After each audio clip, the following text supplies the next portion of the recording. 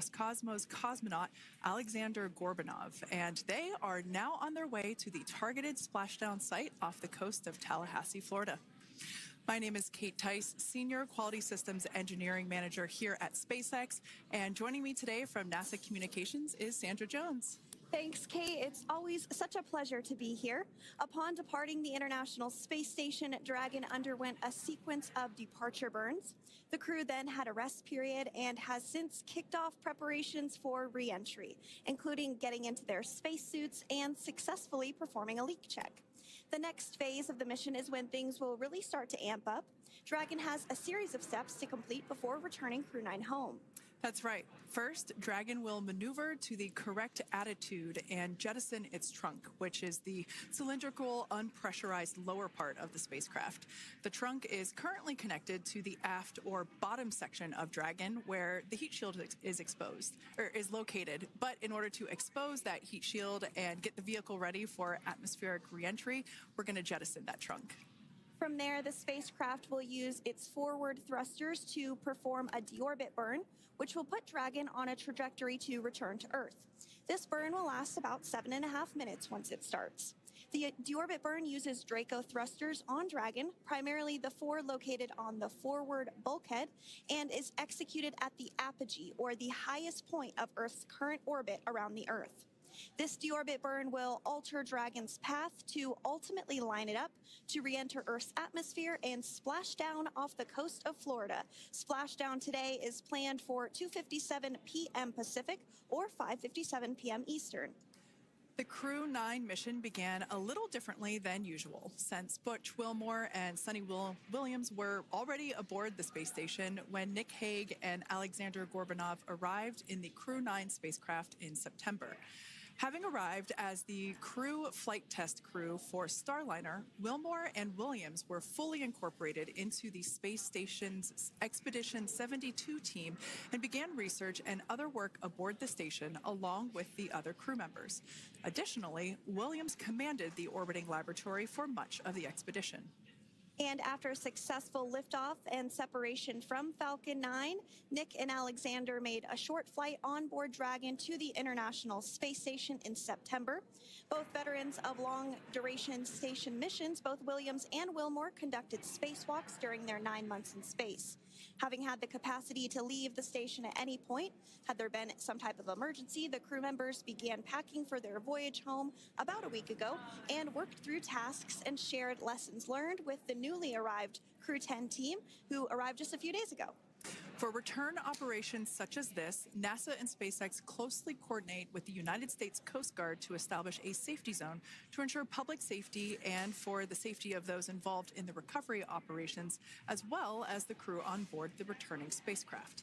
Multiple notices are issued to mariners in advance of and during recovery operations, and Coast Guard patrol boats are deployed to discourage boaters from entering the splashdown zones. Now, we do want to stress to the public the need to respect this safety zone. Recovering a spacecraft from the water is a hazardous task, and any other boats interfering increases risk to the astronauts in Dragon, the teams working to recover them from the water, and the safety of those that come too close. So for the safety of the crew and your safety, we recommend you sit back and watch as we'll be bringing you the best possible views of our astronauts' homecoming. And they will be the best views that you can get. So let's take a minute to meet our returning crew. U.S. Space Force Colonel Nick Hague is your Crew 9 commander. He was selected by NASA as an astronaut in 2013. This was his second spaceflight to the International Space Station and third launch overall. He spent 171 days in space with Crew 9 and has a career total of 374 days in space. During his mission, he completed a spacewalk with astronaut Sonny Williams. That was his fourth spacewalk, earning him a career total of 25 hours, 56 minutes of spacewalking time. Before Crew 9, Hague previously served as a crew member of Expedition 59 and 60 back in 2019. He flew with Alexei Ovchinin and NASA's Christina Cook. So this is his second time sharing the space station with Ovchinin. The Kansas native is a test pilot of a distinguished graduate of the United States Air Force Academy. Nick spent 5 months in Iraq in support of Operation Iraqi Freedom. He voluntarily transferred from the United States Air Force to U.S. Space Force in 2021 and is an active colonel. His wife, Katie, is a retired U.S. Air Force colonel, and they have 2 sons. NASA astronaut Sunny Williams is a mission specialist for Crew 9. This was her 3rd visit to the space station. She originally launched aboard Boeing Starliner spacecraft and arrived at the space station on June 6th. And it looks like we are beginning to get some views inside the spacecraft, overlooking the shoulders of the crew on board Dragon. We'll continue to bring you those views throughout the day and views throughout splashdown this afternoon rather. But to jump back into a little bit more about Sunny, she became an Expedition 71-72 crew member, and she logged 286 days in space on this mission. But she actually has a total of 608 days in space, the second most time in space by a U.S. astronaut. Former NASA astronaut Peggy Whitson ranks first for the U.S. with 675 days in space. She conducted 2 spacewalks and has completed 9 over the course of her career for a total of 62 hours and 6 minutes of spacewalking time. She ranks 4th on the list of cumulative time spacewalking by a female astronaut. And she has flown on 4 different spacecraft types, including the Space Shuttle, Soyuz, Starliner, and now Dragon. Previously, she served on Expedition 14 and 15 in 2006 and 2007, and again with Expedition 32 and 33 in 2012. She's a retired U.S. Navy captain and is a proud graduate of the U.S. Naval Academy. NASA astronaut Butch Wilmore is also serving as a mission specialist today.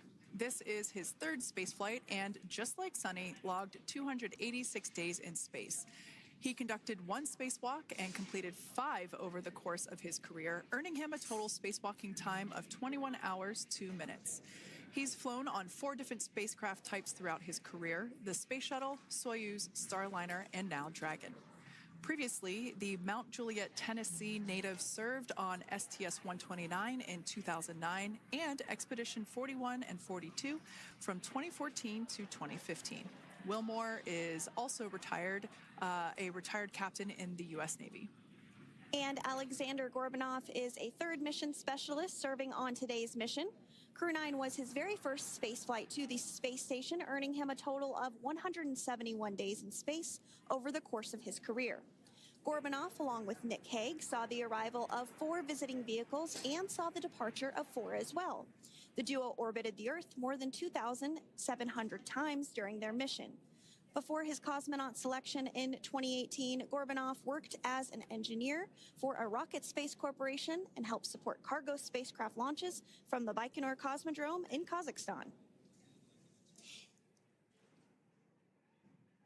To prepare for upcoming events, Dragon is currently doing a couple of things autonomously. First, it's isolating the thermal control system fluid loops from the radiator.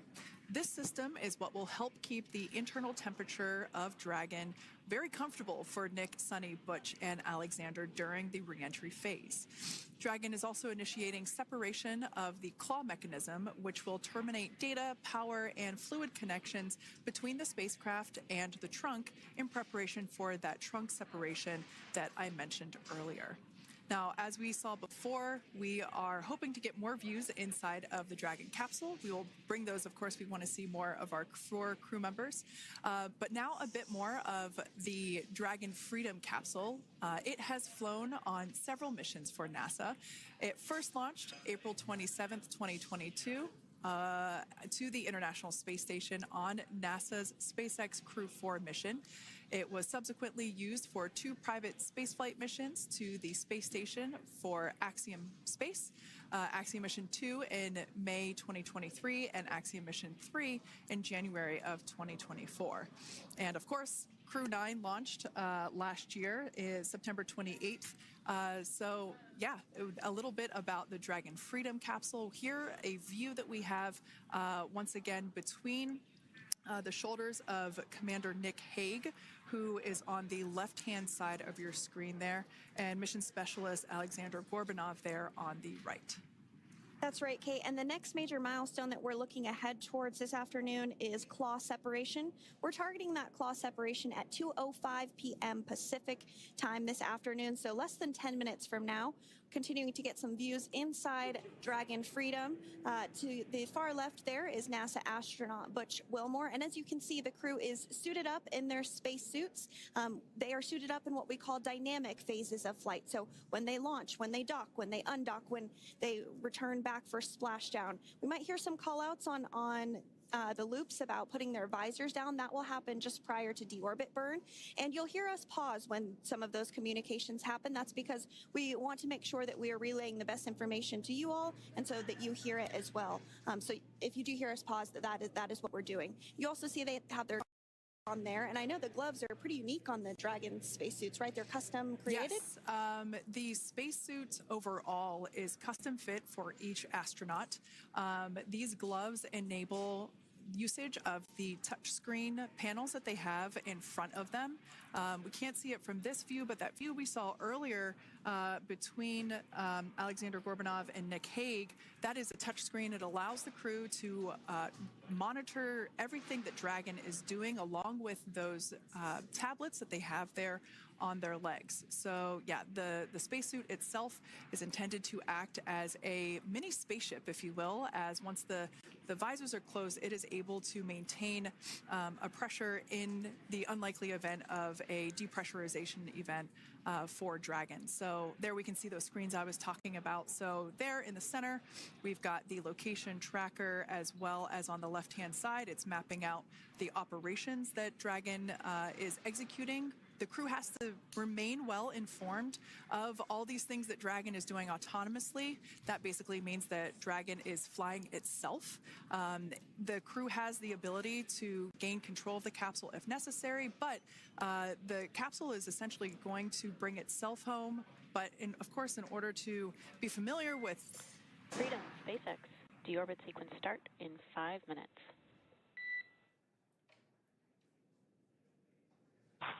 Freedom Cups. And so we did hear that call out for the deorbit sequence start to begin here in 5 minutes. That call from the ground came from the core, or Crew Operations Resource Engineer here in Hawthorne, Mission Control just behind us. And that went up to Commander Nick Hague. He's going to be doing the majority of the communications during the flight downhill today through splashdown, and they'll be communicating with the core all along the way. Now, we did mention that they are flying on Crew Dragon Freedom. The naming of spacecraft has gone all the way back to the very beginning of this human spaceflight program. This is a nod to Alan Shepard naming his spacecraft Freedom 7 during the Mercury program. And so the crew that first flew up on Freedom a few years ago had the opportunity to name this Dragon, and they named it Freedom. That was Crew 4 that was the first flyers on this spacecraft. It's also flown for Axiom Mission 2 and 3, and then, of course, today for Crew 9 as well. Yeah, actually, fun fact about this particular capsule, of those 4 missions that Sandra just mentioned, we have seen daytime splashdowns for 2 of those. Today will mark the third daytime splashdown. So there's something lucky about this particular capsule that gets daytime splashdowns. Nighttime is great because we can see even more clearly the capsule streaking through, but I personally love the daylight views because we really get even better views of the recovery team operations during that phase of the mission. Yes, absolutely. And if you follow along with our missions, you'll know that sometimes weather is a watch item when it comes to undocking and splashdown. We do splashdown in the water, so we want to ensure that parameters like wave heights and wind speeds and precipitation, lightning, all of that is looking good for the crew and the safety of those recovery personnel. And today the weather is just pristine. We got off of space station on the very first attempt. So I'm joking around and saying that it was because it was St. Patrick's Day and we got really lucky with the weather. I wouldn't disagree with that. Speaking of weather, we will be hearing from Core probably around 2:20-ish. Typically, before we enter the period of loss of signal, or LOS, we will hear an entry briefing from the core, the Crew Operations Resource Engineer, and they will deliver important information like updated anticipated splashdown and loss of signal times to the crew, as well as the wave height and wind speed. So we'll be standing by to listen in on those. Like I said, that will happen shortly after, typically after trunk separation. I can't quite remember if it's before or after deorbit burn. It must be before. But in any case, we'll be hearing all of that coming from core. In fact, that individual is seated there in the room on your screen. That is SpaceX Mission Control in Hawthorne, California. That room is located just over our shoulders, and that is where Dragon operators are standing by on console, monitoring the progress of Dragon as it continues its way home. It's been, at the point of splashdown, it'll be about 17 hours since Dragon undocked from the International Space Station. The team there in mission control, there are multiple teams, in fact, and they cycle through shifts to ensure that everybody gets the required rest and sleep periods, just like the astronauts on board. That Crew Operations and Resource Engineer is seated there in the room, and that, like Sandra said, is the primary voice that we will be hearing communicate from the SpaceX team to the crew on board. That's right. And so it looks like we're about 3 minutes or so from the claw separation portion of today's flight. The claw is a portion on the spacecraft that holds the trunk to Dragon. Following claw separation, we're going to jettison or remove that trunk because it's no longer needed. The trunk has solar arrays on it that provides power to the Dragon spacecraft.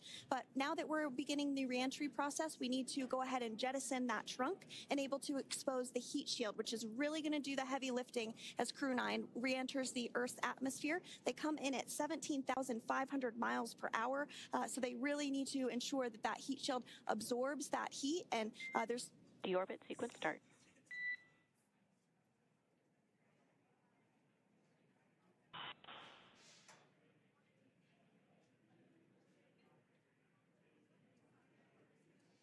And so we did just get communications there that the deorbit sequence start has begun.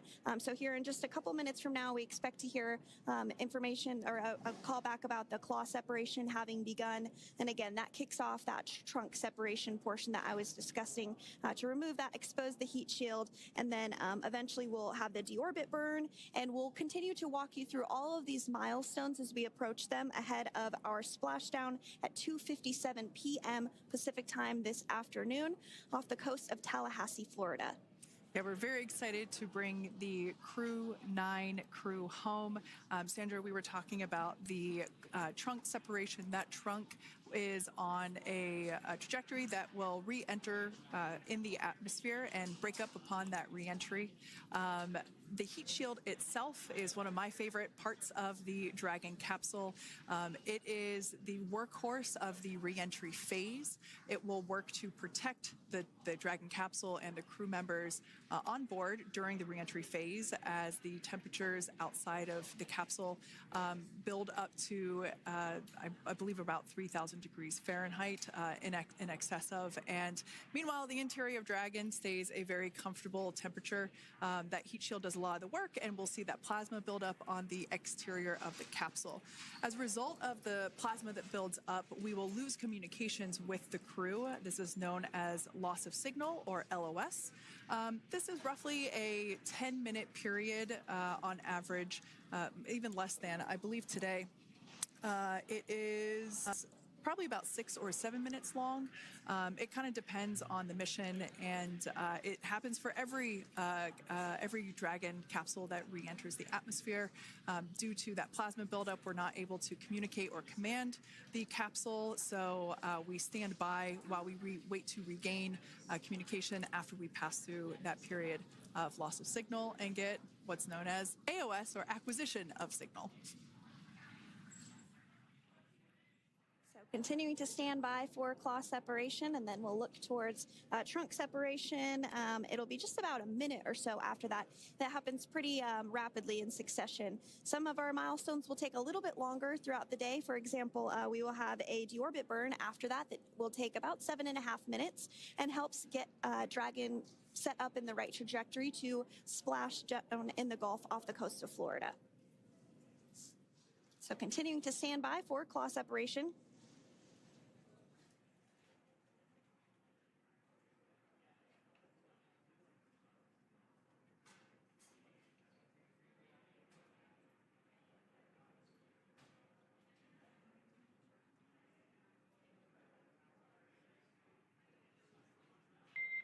Nominal trunk jettison. All right. Freedom copy. Great news there. That trunk has been jettisoned from the Dragon capsule. So the claw was separated. That's the mechanism that connects the telemetry and power between the Dragon capsule and the trunk. In order to expose the heat shield underneath Dragon, we had to jettison that trunk, and so we just got confirmation that that has happened. So that is great news. Basically means that telemetry is looking good and that the nitrox system is primed for cabin and suit cooling, and the heat shield, like I said, is now exposed and ready for atmospheric reentry. The trunk served its purpose by gathering energy from the sun through its solar cells and converting that to battery power. Since we separated the trunk, we can't generate any more new power, but we really don't need to since we're coming home and Dragon has enough battery power already stored. Now, up next, the final steps that Dragon will perform prior to reentry: the slew, or the maneuver to deorbit burn attitude, and then the deorbit burn itself. This deorbit burn is the last time that the forward Dracos, which are the 4 thrusters located on top of the spacecraft under the nose cone, it's the last time that they will ignite. The deorbit burn will place Dragon on a precise trajectory to return to the splashdown zone off the coast of Florida, off the coast of Tallahassee, Florida, and that will last about 7.5 minutes once it starts.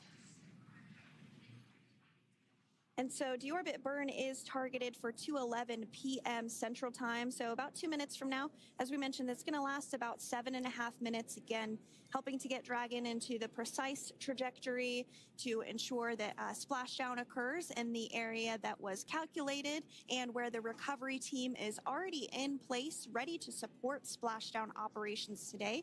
The recovery vessel Megan is the ship that is going to be utilized today, and we also have what is called fast boats that go out first to check the spacecraft and make sure everything is looking good before the recovery vessel Megan approaches. So that whole recovery process takes about an hour, I would say, from the time the crew splashes down to the time they're on the boat and the crew gets out of the capsule. And we'll continue to bring you live coverage through every step of the way today as Crew 9 returns home. Indeed. Now, let's take a little bit of a closer look at Dragon.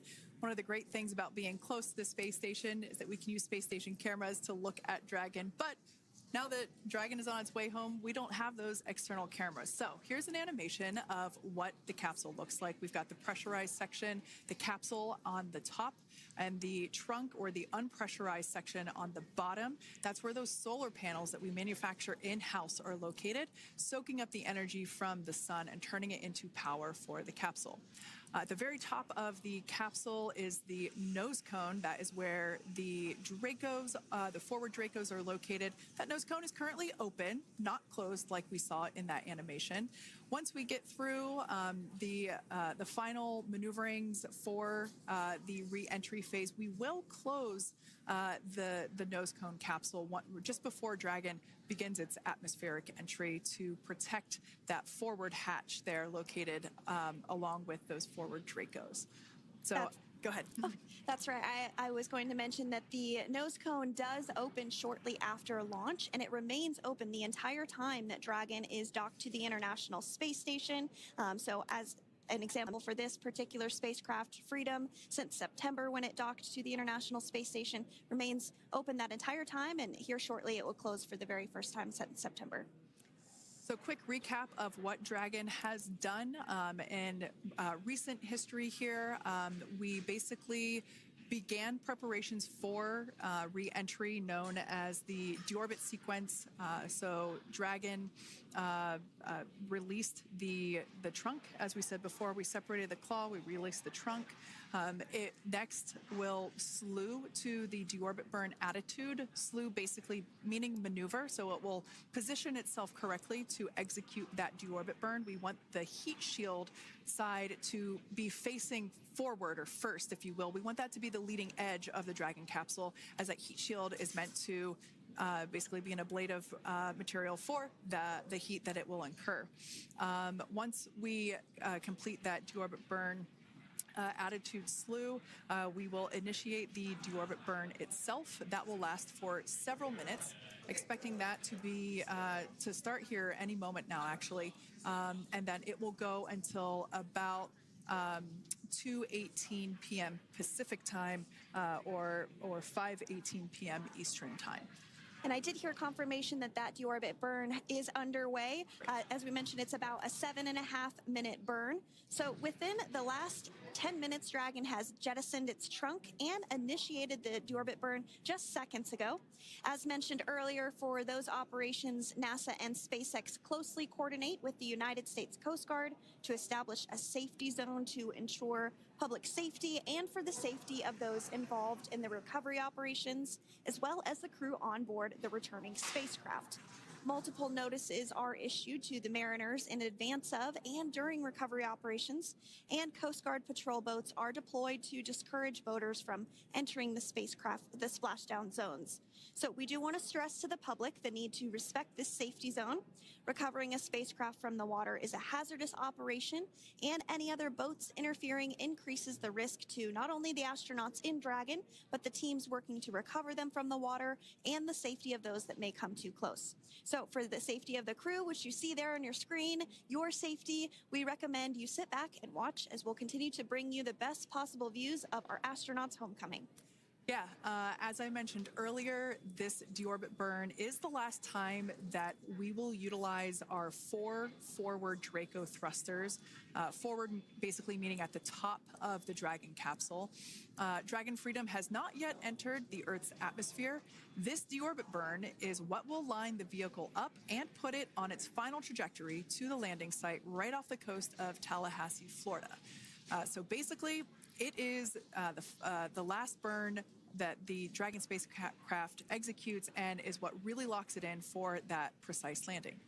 As you can see on your screen right now, Nick, Sunny, Butch, and Alexander are using their screens to keep tabs on the burn duration, the Draco firings, and trajectory details such as entry angle, spacecraft perigee, and how much distance remains until deorbit burn termination. As I mentioned earlier, Dragon is flying itself. So all the crew has to do is stay strapped into their seats and keep tabs on things. Although I must say, if I had one of those window seats, it would be pretty difficult to restrain myself. Now, with Nick, Sunny, Butch, and Alexander ready to deorbit and splash down back on Earth, they will be heading to one of 8 targeted sites supported by SpaceX and NASA. All of these sites are located off the coast of Florida, either in the Gulf of America or the Atlantic Ocean. Spreading the supported sites across multiple locations helps maximize the return opportunities for this mission and future crews, lowering the chance that we'll have to wave off due to bad weather. For those of you following along, you'll know that today's splashdown marks our final Dragon recovery on the East Coast. After 6 great years of successful recovery operations off the East Coast, we'll be moving all Dragon recovery operations back to the West Coast. And as always, NASA and SpaceX jointly select our splashdown location.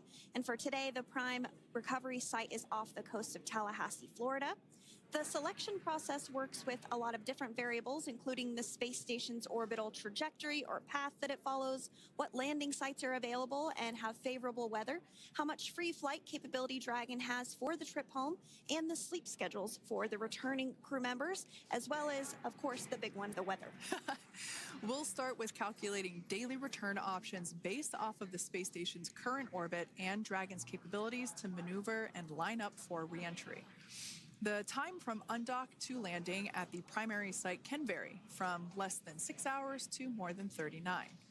Getting home the quickest comes with some obvious benefits, but we always have to make sure the crew is properly rested for dynamic operations, preventing us from scheduling 20-plus hour days for them, of course. Trajectory and ballistic experts provide the daily opportunities that would line up Dragon with the 7 landing zones and split them into what we call ascending and descending opportunities. Dragon uses its Draco thrusters after leaving station to execute a series of altitude lowering maneuvers and to line up with the selected primary site. It can also change to different alternative sites while in a free flight if sudden weather moves in that we may need to avoid. So as we mentioned, weather is something we're constantly looking at, making the final call to proceed about 2.5 hours before the crew undocks. So for the Crew 9 return, we looked at a number of weather items. Some of the obvious ones are no rain or a chance of lightning in the recovery zone, both for the safety of the crew inside Dragon and the recovery teams in the water. And we're also looking for wind speeds to be less than 15 feet per second or about 10 miles per hour, and relatively calm seas so that we can safely execute recovery operations, which includes landing a helicopter on the recovery ship to fly Nick, Sunny, Butch, and Alexander back to Florida. Once Dragon began flying today, we had a number of additional checkpoints to either proceed towards the primary site, head to the alternate, or select a new zone based on real-time weather data. These checks happened all the way up until we were in the final hours before the deorbit burn, which has just about a minute or so left in it. And this is the last burn in the trip home that commits Dragon to re-entering the Earth's atmosphere. Now, we are currently waiting to conclude the deorbit burn. We've got less than a minute until that finishes. We will expect to hear a call out for nominal burn, which will confirm completion of that deorbit burn for Dragon Freedom. We can see images there from the touchscreen display panels that the crew utilizes in flight. We can see the visualization of exactly which one of the 4 forward Draco thrusters are firing. That's why you have kind of like a strobe effect there.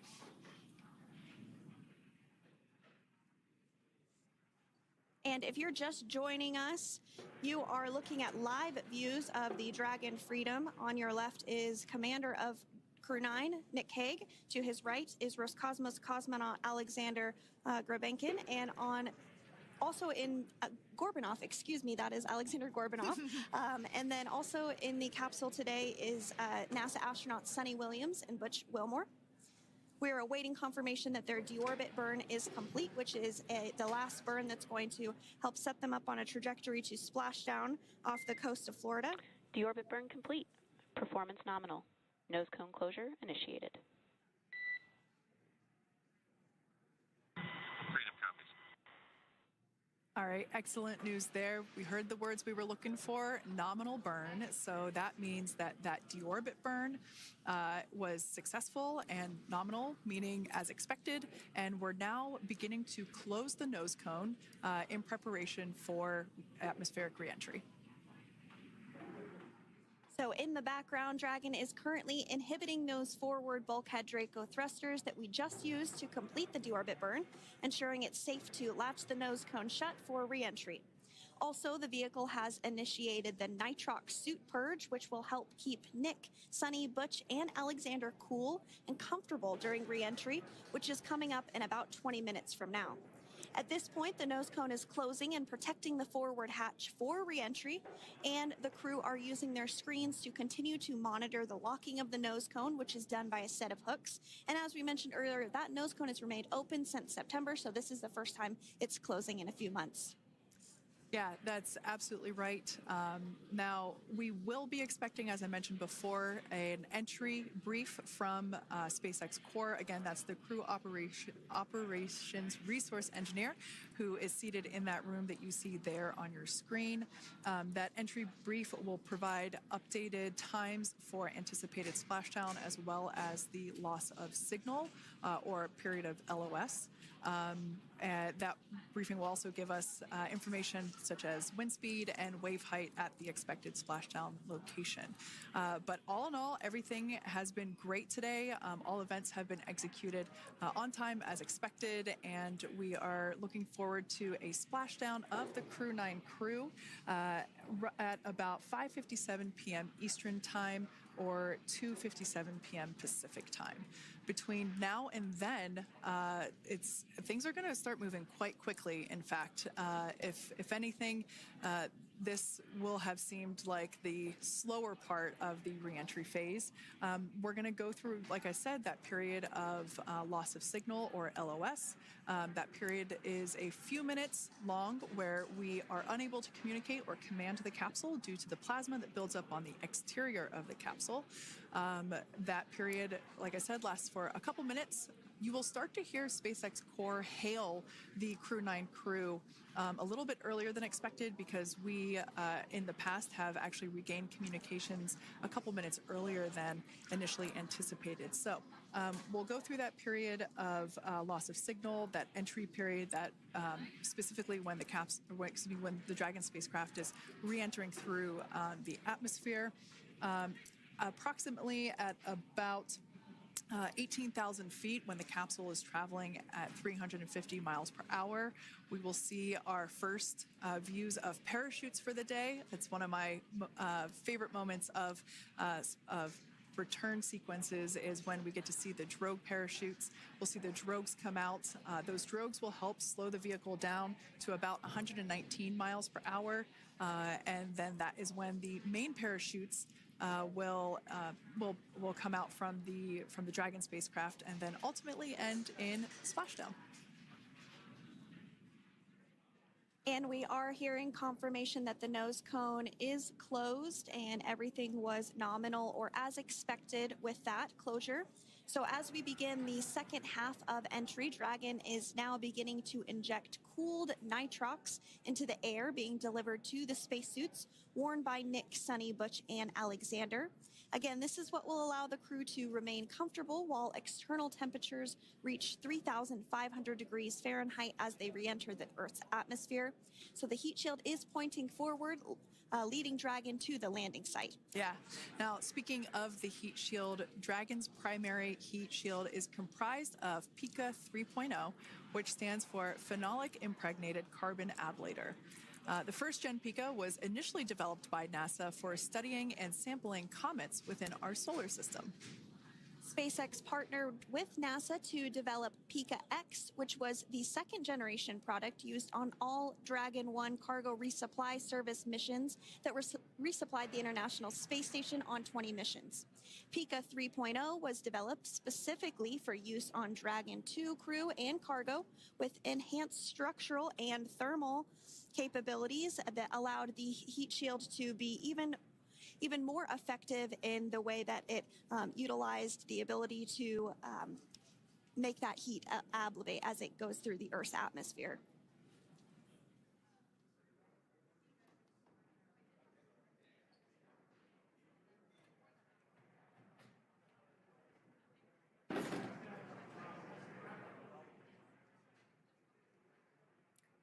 The remainder of Dragon is composed primarily of a SpaceX proprietary ablative material. It's another class of thermal protection which is lighter weight versus PICA and protects the underlying composite structure during reentry to ensure the structural capabilities are maintained.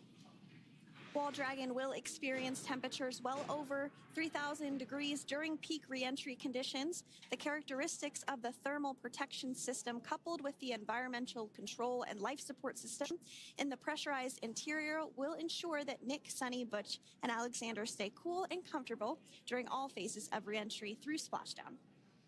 Now, if you've just recently joined us, we hope to regain views of our crew members inside Dragon Freedom, but we don't have those available at the moment due to ground station coverage. So we will bring those back to you as soon as we can. Now, after Dragon Freedom has re-entered the Earth's atmosphere, a series of parachutes will deploy to slow the crew's descent. First will be the 2 drogue parachutes, followed by the 4 main parachutes, and those will guide Dragon to its first contact with Earth since it launched back in September. Dragon will automatically deploy these parachutes when different pressure and positioning sensors on the spacecraft detect that they're at the right speed and altitude. Vehicle velocity at drogue deploy is approximately 350 miles per hour, and they deploy at about 18,000 feet. Now, when the vehicle velocity at main deploy is approximately 119 miles per hour, and they deploy at about 6,500 feet. When Dragon splashes down in the water, the vehicle velocity will be about 16 miles per hour, so you can really see how those parachutes help to slow down the crew inside the capsule. The highest G-load the crew is expected to experience today is about 3 to 5 Gs. Yeah, when you think about really fun roller coasters, they're about in that range. So I'm sure that our crew on board will be well equipped to experience those Gs. It's nothing for them. They go through much more intense training. And so we are continuing to make our way through a number of milestones today. We did have trunk separation. Freedom, SpaceX. Nose cone is secure for entry. Freedom copies.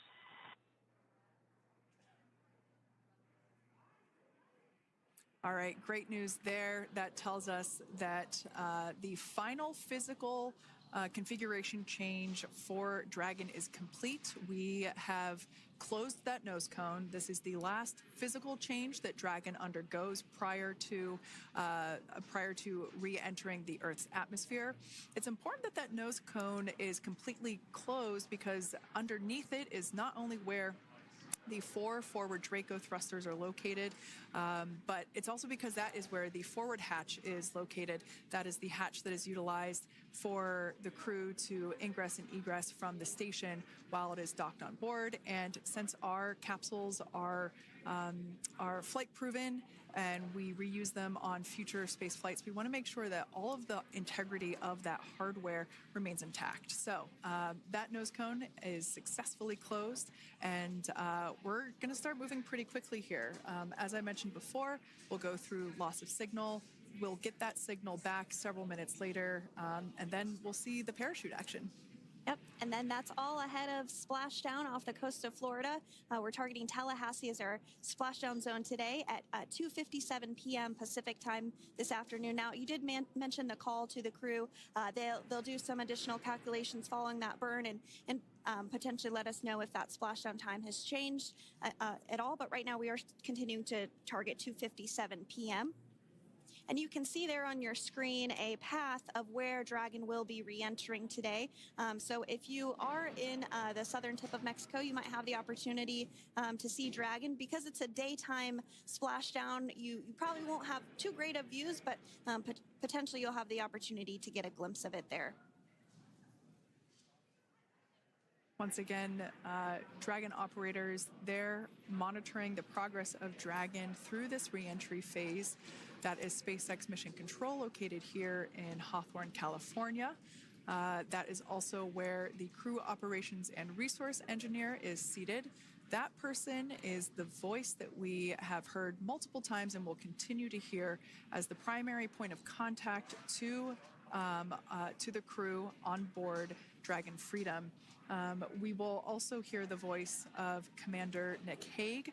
Basically, after we hear the Corps communicate something, we will hear Nick Hague indicate that they copy, that they heard the message well, some sort of recognition that the message was received. And if you joined us yesterday for our coverage during the undocking, we were communicating through something that's called a big loop. We do that when we're in integrated operations with the International Freedom, SpaceX, for entry sequence. Report when ready to copy. Ready to copy. All right, I've got some updated times for you. Our comm blackout start time is 2144. Our comm blackout end time is 2151, and our splashdown time is the same per your displays, 2157.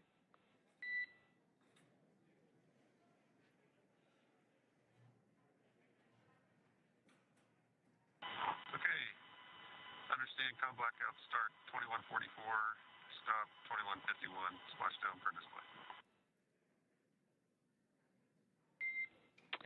That's a good readback. And with that, please report when tablets are secured behind the elastic bands, restraints are tight, and visors are down.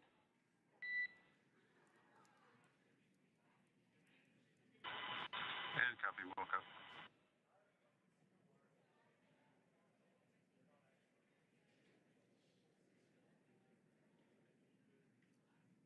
And with that communication from the Corps or Crew Operations Resource Engineer here in Hawthorne to Commander Nick Hague of Crew Dragon Freedom, we did hear that the loss of signal period is still at 2:44 p.m. Pacific, but we had a 1-minute adjustment to the acquisition of signal. That's going to now be at 2:51 p.m. Pacific time. However, our splashdown time remains the same at 2:57 p.m. Pacific time this afternoon off the coast of Tallahassee, Florida. So all good news there as Dragon continues to make its way home with the Crew 9 crew. As we've mentioned before, we are splashing down on the Gulf Coast. We have ability to splash down on either side of Florida, but the location site just outside of Tallahassee, Florida is the site that was selected today due to best recovery conditions. And as Sandra mentioned before, weather is always a watch item, but everything is looking great for that particular recovery location. So I'm sure once we start getting views from the recovery vessel, I have a feeling it's going to be a pretty beautiful afternoon. And we did mention that, of course, this is a daylight splashdown, so we should be getting some great views. We do have a couple of spacecraft called the WB-57, which are high-altitude planes that NASA utilizes during splashdown operations. Those are en route and going to be tracking the capsule as it makes its way through the atmosphere and should be providing some good views for us. Kate and I were just chatting about how we haven't had a daytime splashdown in a little while, so we're looking forward to the views along with you. Yeah. Nighttime views are also great because we can see that capsule streaking through the night sky quite brightly. So like Sandra, you said earlier, daylight will be a little bit less bright, but we will definitely be able to see the SpaceX recovery team operations much clearer. I could also imagine it's probably a little bit easier for the team themselves to do their work in daytime than at nighttime. We'll see them rush in really quickly with a couple of fast boats as they begin the initial safety checks and sweeps of the Dragon capsule, while also retrieving the parachutes from the surface of the ocean. The recovery vessel, the main recovery vessel, will continue to make its way closer to the Dragon capsule. It is stationed a couple miles away from the actual recovery location, the splashdown location, for obvious safety purposes. So it takes a little while for that vessel to make its way over, but once it's closer, we'll have even better views of those recovery operations. And you may be wondering why sometimes we splash down in the daytime versus the nighttime. And believe me, we would all love for these operations to happen during regular daytime working hours. But unfortunately, orbital mechanics just doesn't quite work out that way. So it has to deal with the location of the International Space Station, as well as where the splashdown zone is on Earth and that trajectory, as well as the phasing. So as we mentioned earlier, sometimes we have phasing as short as 6 hours, sometimes in excess of 30+ hours. It just depends on where the targeted area is that the capsule is going to splash down. So today's phasing has been 17 hours since undocking occurred at 10:05 p.m. Pacific yesterday evening for us here in Hawthorne. Early wee hours for folks on the East Coast and other areas of the United States. Yeah, but regardless of whether it's daytime or nighttime, the SpaceX recovery team has trained and practiced and rehearsed for it all. So regardless of daylight, they are really efficient with those operations. And but like you said, Sandra, it has been a minute since we have seen a daytime splashdown on a NASA SpaceX crew mission. The last daytime recovery was on Crew 4, which was the debut flight for the capsule flying today, the spacecraft known as Dragon Freedom. And so, yeah, kind of a fun fact there in terms of the timing of that daylight splashdowns. once again standing by for more communication with the crew. The next event that we have coming up is the start of that period known as loss of signal. That is the period still expected at 2:44 p.m. Pacific time. This lasts for several minutes while the capsule is making its way through the Earth's atmosphere. The heat shield located at the bottom of the capsule really doing all the work at that point in time in terms of using the atmosphere to slow the capsule down from its orbital speeds of 17,500 miles per hour. Our tablets are secure, restraints are tightened, visors down. We are configured for entry. Freedom, I copied. Tablets are secured, restraints are tight, and visors down.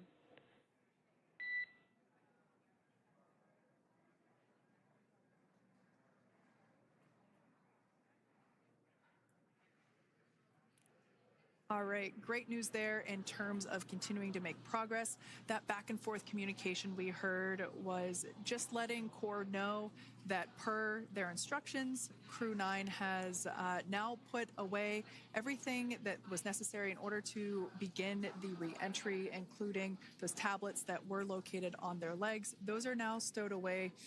They've tightened that safety harness that we see there, and the visors are now down. So with all that being said, let's take a minute to meet our returning crew. U.S. Space Force Colonel Nick Hague is your Crew 9 commander. He was selected by NASA as an astronaut in 2013. This was his second spaceflight to the International Space Station and third launch overall. He spent 171 days in space with Crew 9 and has a career total of 374 days in space. During his mission, he completed a spacewalk with astronaut Suni Williams. That was his fourth spacewalk, earning him a career total of 25 hours, 56 minutes of spacewalking time. Before Crew 9, Hague previously served as a crew member of Expedition 59 and 60 back in 2019. He flew with Alexei Ovchinin and NASA's Christina Cook. So this is his second time sharing the space station with Ovchinin. The Kansas native is a test pilot and distinguished graduate of the United States Air Force Academy. Nick spent 5 months in Iraq in support of Operation Iraqi Freedom. He voluntarily transferred from the United States Air Force to U.S. Space Force in 2021 and is an active colonel. His wife, Katie, is a retired U.S. Air Force colonel, and they have 2 sons. NASA astronaut Suni Williams is a mission specialist for Crew 9. This was her third visit to the International Space Station. She originally launched aboard Boeing Starliner spacecraft and arrived at the space station on June 6th. Following the agency's decision to return Starliner uncrewed, she became an Expedition 71 and 72 crew member, where she logged 286 days in space on this mission. But Suni has a total of 608 days in space, the second most time in space by a U.S. astronaut. 5 minutes until predicted comm blackout. We'll see you on the other side at 21:51.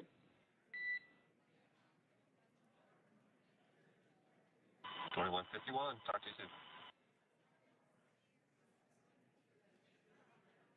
And with that call out from the Crew Operations Resource Engineer to Commander Nick Hague, letting them know that everything is looking good ahead of the loss of signal period. We will see the crew on the other side of the loss of signal period at 2:51 p.m. Pacific time this afternoon. Continuing on about Suni Williams, who has a total of 608 days in space, the second most time in space by a U.S. astronaut. Former NASA astronaut Peggy Whitson actually ranks first for the U.S. with 675 days in space. Suni conducted 2 spacewalks and has completed 9 over the course of her career for a total of 62 hours, 6 minutes of spacewalking time. She ranks 4th on the list of cumulative time spacewalking by a female astronaut, and she has flown on 4 different spacecraft types, including the Space Shuttle, Soyuz, Starliner, and now Dragon. Previously, she served on Expedition 14 and 15 in 2006 and 2007, and again with Expedition 32 and 33 in 2012. She's a retired U.S. Navy captain and is a proud graduate of the U.S. Naval Academy and was the first astronaut to run a marathon in space. Pretty awesome stuff. Now, NASA astronaut Butch Wilmore is also serving as a mission specialist today. This is his third spaceflight and, just like Sunny, logged 286 days in space. He conducted one spacewalk and completed 5 over the course of his career, earning him a total spacewalking time of 21 hours and 2 minutes. He's flown on 4 different spacecraft types throughout his career: the Space Shuttle, Soyuz, Starliner, and now Dragon. Previously, the Mount Juliet, Tennessee native served on STS-129 in 2009 and Expedition 41 and 42 from 2014 to 2015. Wilmore is also a retired captain in the U.S. Navy. Next up is Alexander Gorbanov, who is the third mission specialist serving on today's mission. Crew 9 was his first space flight to the space station, earning him a total of 171 days in space over the course of his career. Gorbanov, along with Nick Hague, saw the arrival of 4 visiting vehicles and saw the departure of 4 as well. The duo orbited the Earth more than 2,700 times since September. Before his cosmonaut selection in 2018, Gorbanov worked as an engineer for a rocket space corporation and helped support cargo spacecraft launches from the Baikonur Cosmodrome in Kazakhstan.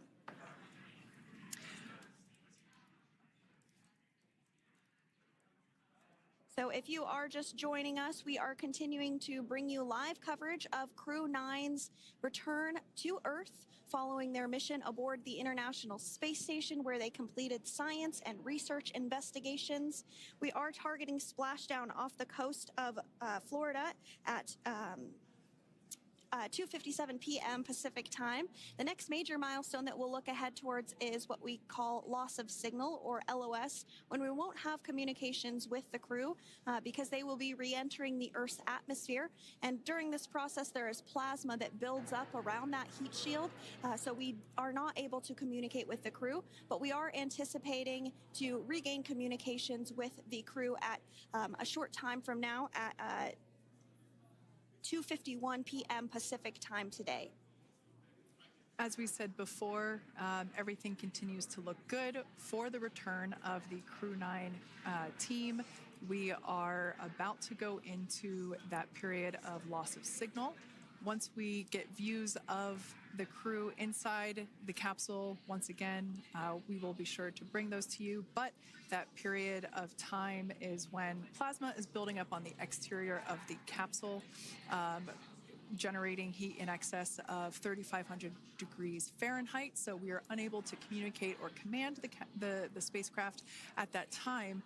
And that includes, unfortunately, video feeds as well. So as soon as we get the views back inside Dragon, we will bring those to you. But until then, we are going to stand by and continue to monitor the progress of Dragon. Like Sandra just said, we are anticipating the blackout period to begin at 2:51 p.m. Pacific time, 5:51 p.m. Eastern time. This will last for several minutes. It's not super exact, even though we are predicting acquisition of signal, or AOS, to come back at 5:51 p.m. Eastern time.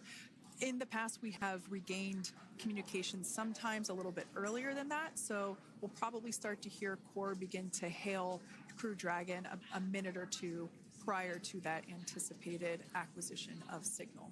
But right now, Nick, Sunny, Butch, and Alexander are seated in their seats inside Dragon Freedom. Their visors are down, and they have put away or stored the tablets that they had located on their upper leg to monitor Dragon's progress. Now they will be utilizing the touchscreen displays, where the current operation and future operations will be displayed as they are able to monitor Dragon's progress continually. As I said before, Dragon is autonomous, meaning it is flying itself. So the crew stands by and monitors, and those touchscreen displays are what will be allowing them to do so and prepare for events such as such as parachute deploy. And while on board the International Space Station, Nick, Sunny, Butch, and Alexander contributed to over 900 hours of science and research investigations, which is really the key purpose of the International Space Station. Now, the International Space Station is celebrating a major milestone this year where they will be celebrating 25 years of continuous human presence in November. So if you're younger than 25 years, you've never known a day where there hasn't been a human living and working aboard the International Space Station, contributing to key science and research investigations that impact our lives here on Earth. There's research being done on Parkinson's, on osteoporosis, on cancer research, and a variety of other studies. Additionally, the microgravity laboratory provides a jumping off point for us as we venture back to the moon and onto Mars through longer duration space flights. One such example that the crew worked on during this mission was an alternative exercise device. In microgravity, the crew has to exercise for about 2 hours a day because they're not having the effects of gravity on their body. So to prevent bone and muscle loss, we counteract that with 2 hours of exercise per day. On board the International Space Station, they have 3 ways in which they can exercise. They have a bike, they have a treadmill, and they have a similar to a weightlifting machine that counteracts the microgravity environment. But a particular experiment that this crew tested out was a combination of all 3 of those in one smaller device. And this is really critical as we continue on to the moon, Mars, and beyond, because space is really important in spacecraft. So if we have something smaller that the crew might be able to utilize, that can potentially help us venture out even further into the solar system. So science is really the name of the game when it comes to the International Space Station. Some of the other science highlights that took place during this increment that are particularly interesting to me was we had the first wooden satellite that was deployed. This is a study to see if other materials might be more resourceful or renewable in space. So I'm really excited to see the results of that one as well. Additionally, we had a couple of spacewalks that took place to not only provide maintenance to the International Space Station, but also where we swabbed the outside of the space station near vents to see if any microbes that we all have microbes on us, to see if any of those could survive in the harsh environment of space, which again is very important for us to know and understand as we continue to the moon, Mars, and beyond. Very exciting stuff. Now, at this point, we have now entered the communications blackout period for the Dragon spacecraft. This lasts approximately 7 minutes due to plasma formation around the spacecraft itself.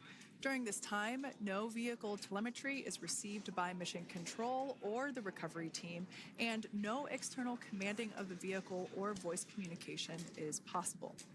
But as a reminder, Dragon is designed to fly itself. During reentry, the vehicle will be slowing down from orbital velocity, which is approximately 17,500 miles per hour. The top temperature that Dragon will experience upon reentry is 3,500 degrees Fahrenheit.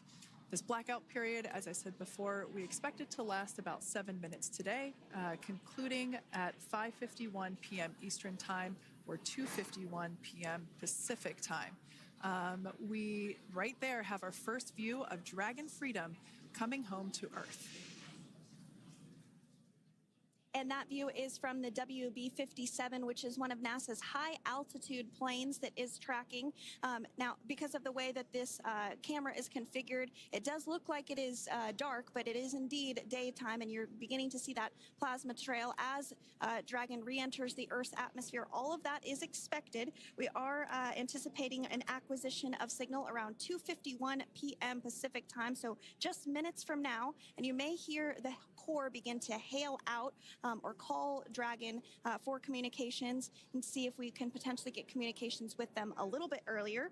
Following this, we'll have 2 events in rapid succession. We'll have the drogue parachutes deploy at 2:53 p.m. Pacific, followed by the mains just 1 minute later at 2:54 p.m. Pacific Time, ahead of a splashdown at 2:57 p.m. Pacific Time off the coast of Tallahassee, Florida.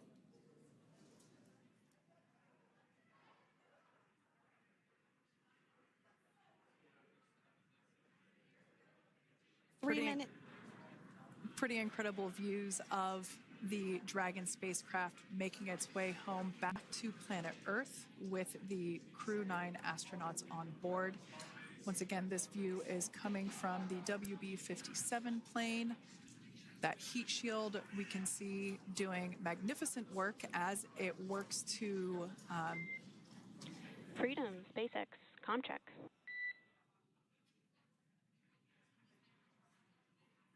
All right, we're going to start hearing the SpaceX Crew Operations Resource Engineer.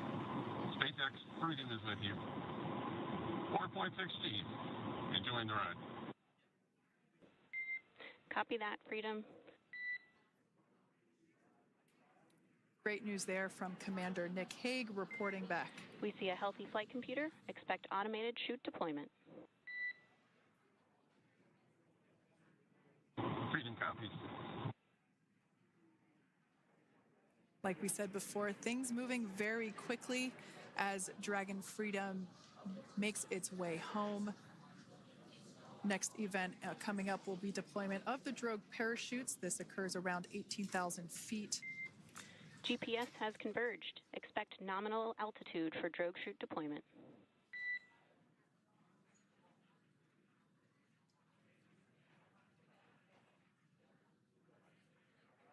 We're about 2 minutes away from deployment of those drogue parachutes. Now the heat shield is continuing to work to slow the vehicle down. That entry period, the Dragon spacecraft went from orbital velocity about 17,500 miles per hour down to about 350 miles per hour. So that really gives you a sense of why that plasma builds up on the exterior of the capsule, thanks to the heat shield and the work that it does. Those drogue parachutes will slow it down from 350 to about 119 miles per hour. We can see 15 kilometers. Brace for drogue window. We can see seat rotation happening inside the capsule. Great to get those first views of our crew members. Once again, the capsules are going about 350 miles per hour when the drogues are deployed.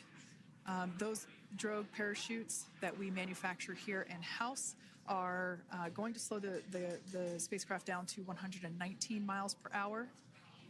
And that is when we will see the main parachutes deploy, and that occurs about 6,000 feet above the ocean's surface.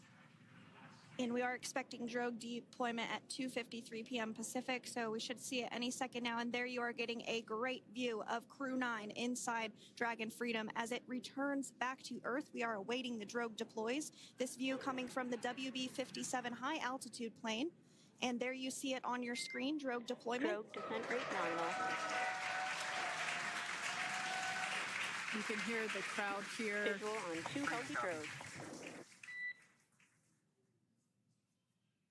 The crowd here very excited as Dragon Freedom continues to make its way back to planet Earth.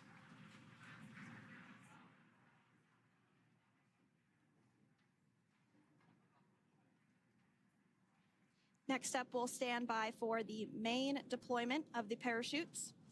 The mains are quite a bit larger. You'll be able to notice the difference on your screen once they deploy, and they continue to ensure that the Dragon spacecraft slows down even further.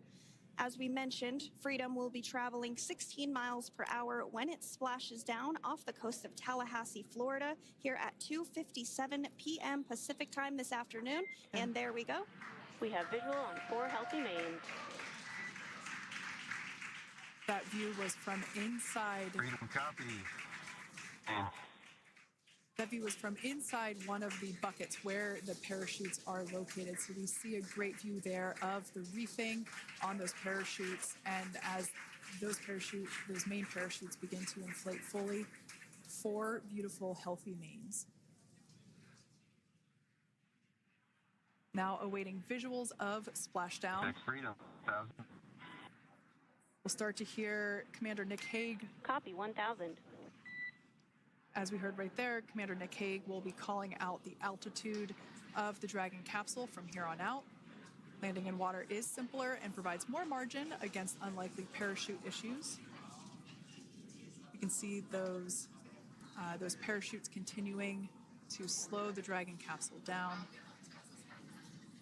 And if you're just joining us, You're looking at 800 meters. a live view of Crew 9, just minutes away from splashing down off the coast of Tallahassee, Florida. Splashdown 2 minutes from now at 2:57 p.m. Pacific. We do have 4 healthy mains really doing the job there. Just breathtaking views of a calm, glass-like ocean off the coast of Tallahassee, Florida. Crew 9 just minutes away from splashing down. This is really such an incredible shot. Copy, 600. That was a live view from our recovery vessel, Megan, which is stationed a couple miles away from the splashdown site. We can see the crew there using their restraints as resting places for their arms. They were just in space moments ago, so their arms were able to float freely. 400 meters. This is a gorgeous bluebird day here that we have for the splashdown of Crew 9. It's incredible to think that the Dragon capsule just minutes ago was going over 17,000 miles per hour and now gently coasting to a soft splashdown. 200. Copy, 200 meters. Brace for splashdown.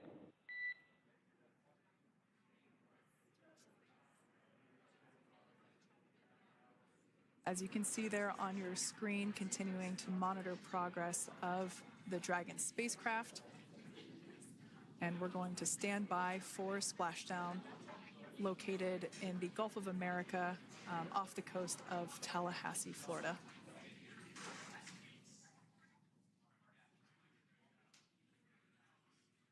And splashdown. Crew 9 back on Earth.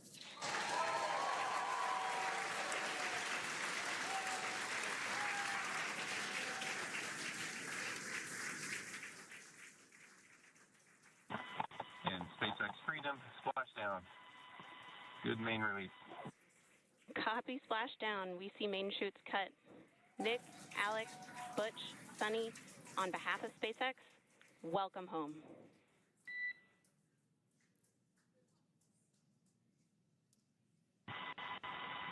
It is an amazing, what a ride.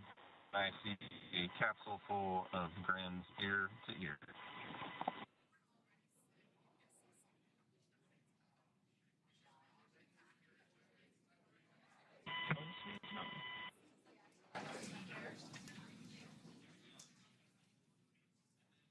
And as you can see on your screen, we have visual confirmation of splashdown. Dragon Freedom has returned home and NASA astronauts. System safety verifications are in progress. We'll report back when recovery personnel are en route.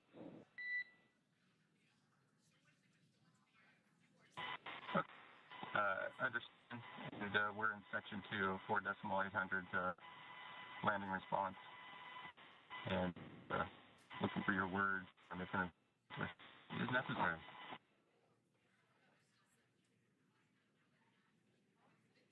In the distance, we can see the recovery vessel making its way. Copy, you're in section 2 for the environmental assessment in 4.800. That is not necessary today. Understand. Raising advice. So we will continue to have communications between the Corps and Nick Hague, the commander of Crew Dragon Freedom, which just splashed down 2 minutes ago off the coast of Tallahassee, Florida. Dragon Freedom has returned home with NASA astronauts Nick Hague, Sunny Williams, Butch Wilmore, and Roscosmos cosmonaut Alexander Gorbunov. They're back on Earth after approximately 17 hours of a return journey from space. The SpaceX recovery ship and team have been waiting for Dragon's splashdown, and they will now make their way to the splashdown location. The teams have been ready and waiting about 3 nautical miles away, so it's going to take them about 30 minutes or so to make their way to SpaceX Freedom. Pretty sure we're in stable 1. Copy, stable 1. We see the same. It's going to take about 30 minutes for the recovery team to make their way over to Nick, Sunny, Butch, and Alexander, who are still seated and secured inside that Dragon spacecraft there on your screen. incredible views there of that thermal protection system, or TPS. That Dragon capsule was pristine, white color before it departed the station, and we can see how the reentry phase, the thermal protection system did its job. Now, if you're wondering what that hole, that like bucket area is, that is underneath the side hatch. That is where the main parachutes were stored. So when we saw the Dragon capsule docked at station, it looked very different. The panel that protects and covers the main parachutes, that was still intact, as well as the panels that enclose where the drogue parachutes are located. We can see those fast Freedom. boats. SpaceX is go for recovery personnel to approach. Expect personnel alongside in the next few minutes. Freedom copies. We can see those fast boats. We weren't kidding when we said they were fast. While it does take about 30 minutes for the main recovery vessel to make its way over to the capsule, these fast boats will be doing a couple of things simultaneously. A couple of them are going to be working to retrieve the parachutes that you see in the background there of this drone shot. Those parachutes will be retrieved from the ocean surface. We want to make sure we are able to pull those out. The recovery vessel there closest to the spacecraft is going to be performing some safety checks. We can see there they're using an instrument that is basically working to detect if there are any hypergolic vapors or fumes that are still residing in and or around the Draco thruster nozzles or outlets. The hypergolic fuel, which is necessary for on-orbit burns to maneuver the spacecraft. Unfortunately, those hypergolics are unable to be breathed. They are toxic, and so this team here is doing those initial safety checks to make sure that it is safe for the rest of the recovery team to approach the spacecraft. They're also checking to make sure that any residuals from the pyros are safe and are not going to cause any issues. We can see the team working their way around the spacecraft to do these basically these sniff tests on all of those Draco thrusters.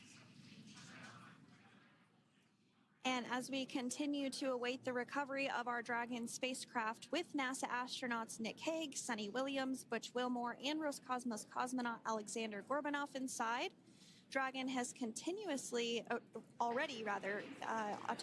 completed several steps to safe itself following splashdown.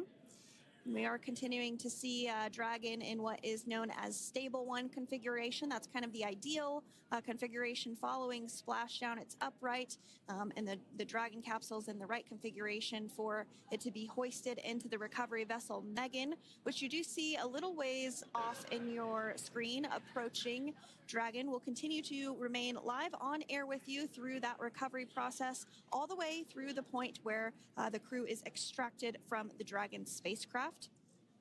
Now, if you are just joining us, the mission has gone smoothly so far. Dragon successfully splashed down off the coast of Tallahassee, Florida at 2:57 p.m. Pacific, 5:57 p.m. Eastern Time this afternoon. Approximately 17 hours prior to splashdown, Dragon autonomously undocked from the International Space Station, completed a series of departure burns, jettisoned its trunk section, and performed its final burn, the deorbit burn. This placed the Dragon spacecraft on a trajectory toward Tallahassee, Florida. Dragon successfully re-entered the Earth's atmosphere, followed by deployment of its parachutes to slow the spacecraft down to a gentle splashdown. We're now going to follow the Freedom. Hypergol sweeps and unfired ordnance checks are nominal. Rigging is in progress. Approximately 25 minutes until capsule lift. Stand by for PMC with SpaceX flight surgeon.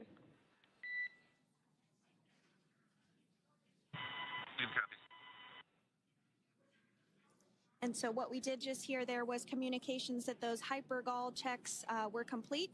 They didn't find any of that upon those checks, so we'll continue to move through the timeline. Next up is a process called rigging, which you see happening right now on your screen. This is when a SpaceX recovery personnel actually works to climb aboard the capsule and work through procedures ahead of lifting onto the nest of the recovery vessel Megan. We heard it's going to be about 25 minutes or so until that lift actually takes place.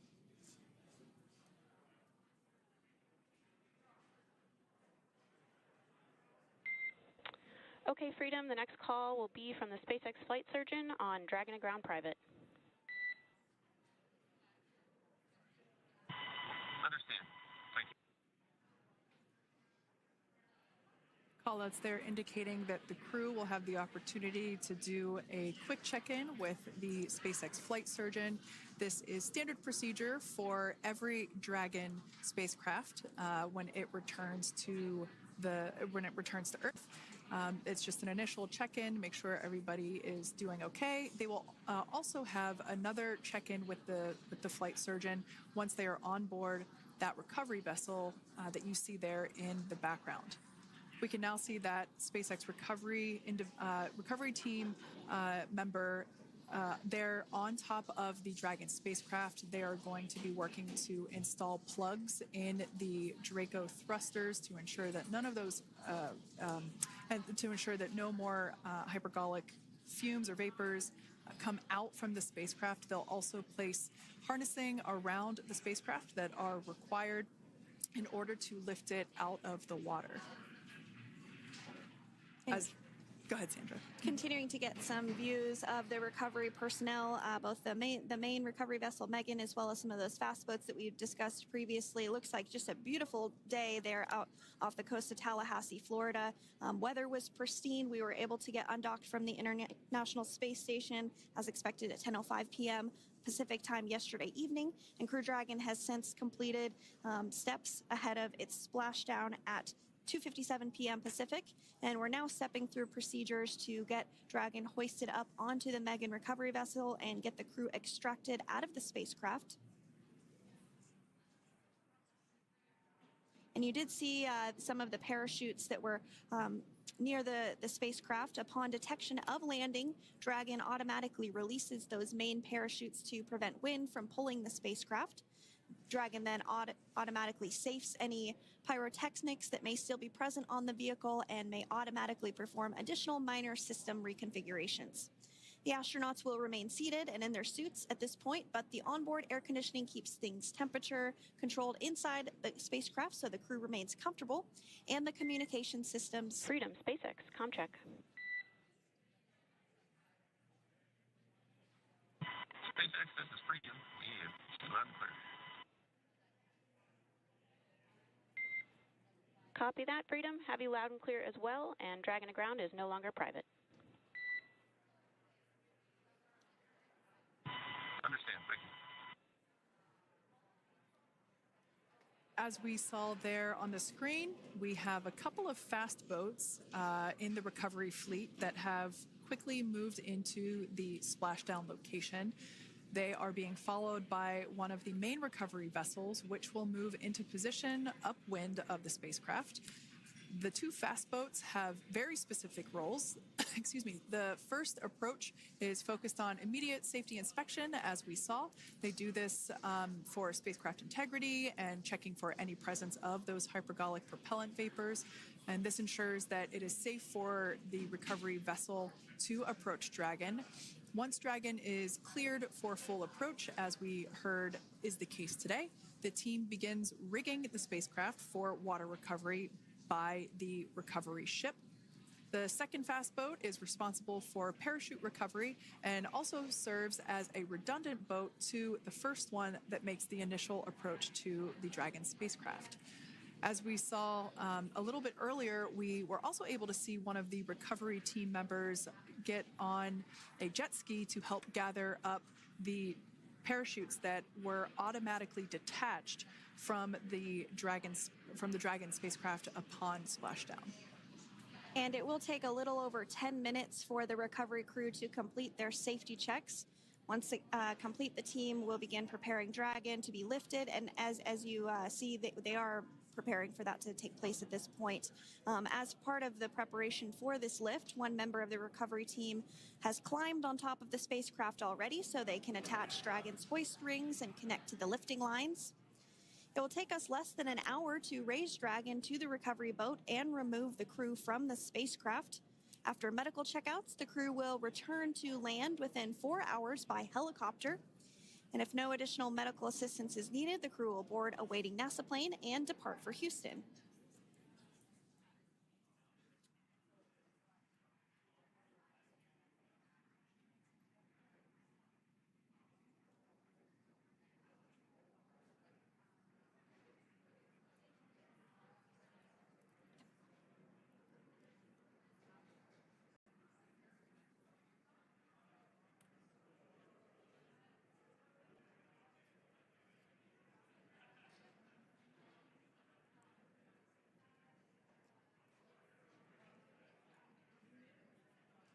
And as we continue to await Dragon to be hoisted up onto the ship, we have a very special treat. NASA Public Affairs Officer Jaden Jennings, who is actually on the recovery vessel and had a bird's eye view of the splashdown today. Jaden, how are you? How was the view from the recovery vessel? Hi, Sandra. How do you hear me? I've got you loud and clear, Jaden. It's so great to hear you. Awesome. So splashdown, Sandra, was nothing Freedom, short of be advised. spectacular. We are transitioning the forward link. Comm will be unavailable for approximately 5 minutes. Freedom comes.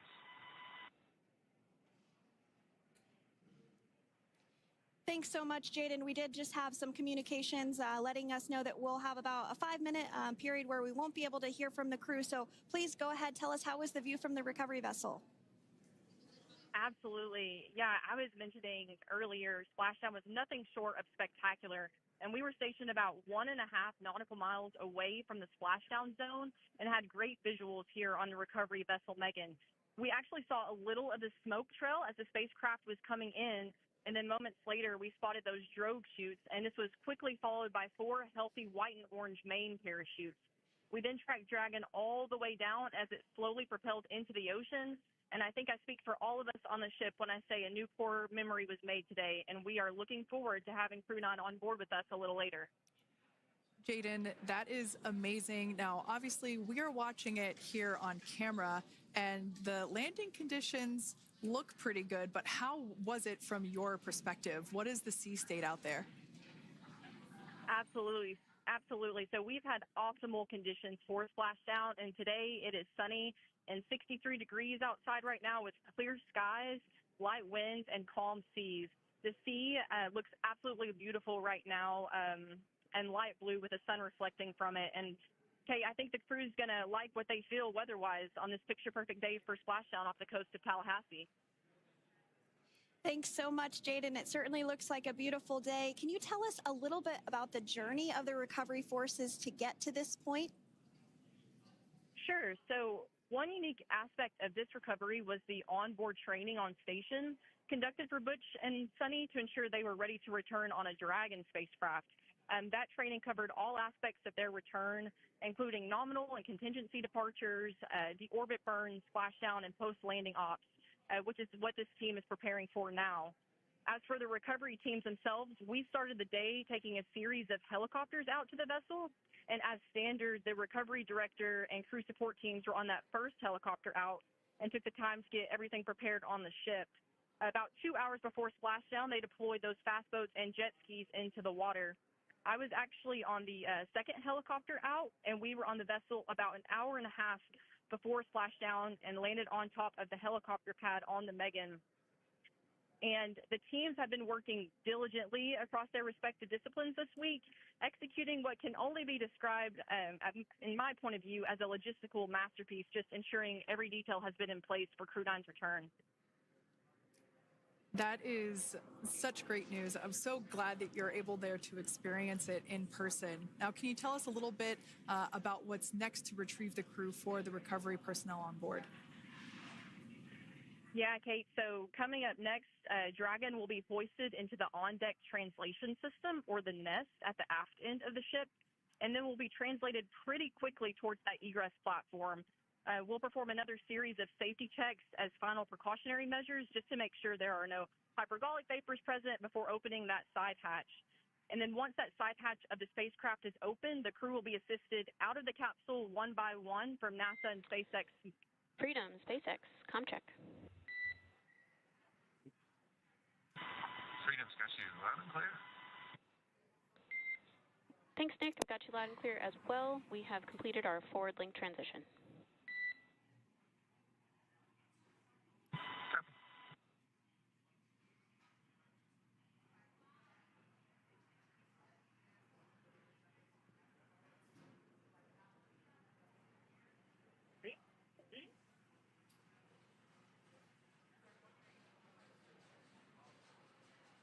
And Jaden, if you did just want to go ahead and let us know what is next to retrieve the crew, we are continuing to get some great views on our screen, but I know you have an even better view yourself. Oh, yeah, Sandra, this view is absolutely unbeatable. So just to kind of finish off what I was saying is once that side hatch of the spacecraft is open, that crew will be assisted out of the capsule one by one from NASA and SpaceX medical personnel, where they will then head to the med bay. And after those medical checks, they will get on that first helicopter out and arrive at the airport, where they will then board a NASA plane and then head back to Houston, Texas at the Johnson Space Center to begin their post-flight period. And we're eager to see the Crew 9 astronauts back on Earth, and we'll keep you updated on every moment of this process. With that, I'll toss it back over to you guys in Hawthorne. Thank you so much. That was Jaden Jennings, NASA Public Affairs Officer, who watched Freedom splash down firsthand from the recovery vessel. Megan, thanks so much, Jaden. So we are continuing to get these great views on our screen here of Freedom. As we mentioned, it splashed down at 2:57 p.m. Pacific time off the coast of Tallahassee, Florida. The recovery personnel are continuing to step through procedures to hoist Dragon onto the recovery vessel Megan there, which is now coming into view. You can see just how close Megan is at this point, and that's that helicopter pad that Jaden was just discussing, where the crew will fly off of onto the coast of Florida, and then eventually they'll fly back to Houston. Just underneath that helicopter pad is that translation deck where we will see the nest once it is loaded up with the Dragon spacecraft on board. The nest will be translated to the forward end of the recovery vessel, and that is where our Crew 9 team members will egress from the Dragon spacecraft. Now, here on your screen, we can see dolphins, actually, who want to come and play with Dragon. Now, one of the fast boats there in place, working to assist the recovery team member. It's incredible. I just love these views. We really see them even better in daytime, but just seeing the recovery team work in tandem to step through each step, to step through each operation. You know, obviously they're getting quick assists from the honorary part of the recovery team, those dolphins in the water there. Now, the recovery team member that is crawling around the Dragon spacecraft. Earlier we saw a view where it was like a spider monkey pose. We can see that individual now standing in the bucket where the main parachutes were stored while Dragon was on orbit. Obviously, those main parachutes were utilized for splashdown today. They were deployed and cut from the Dragon capsule. And one of the other fast boats of the recovery team working to pull those out of the water. Now, the recovery team member that is there working on top of the Dragon capsule, earlier we saw that person performing safety checks. Now we can see some harnessing being placed around the capsule. This harnessing is what will be used to lift the Dragon capsule out of the water and onto the recovery vessel. Wow, we got a cute little pod of dolphins. It wasn't just one or two.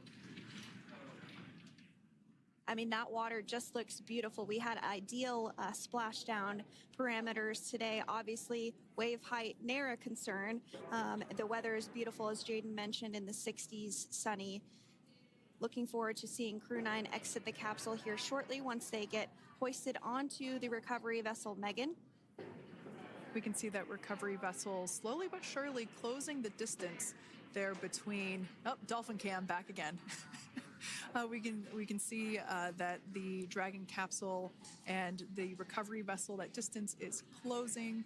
Again, this is just one more step as we continue to work recovery operations for Dragon Freedom, and we anticipate the lift of the Dragon capsule to occur here in just a few minutes.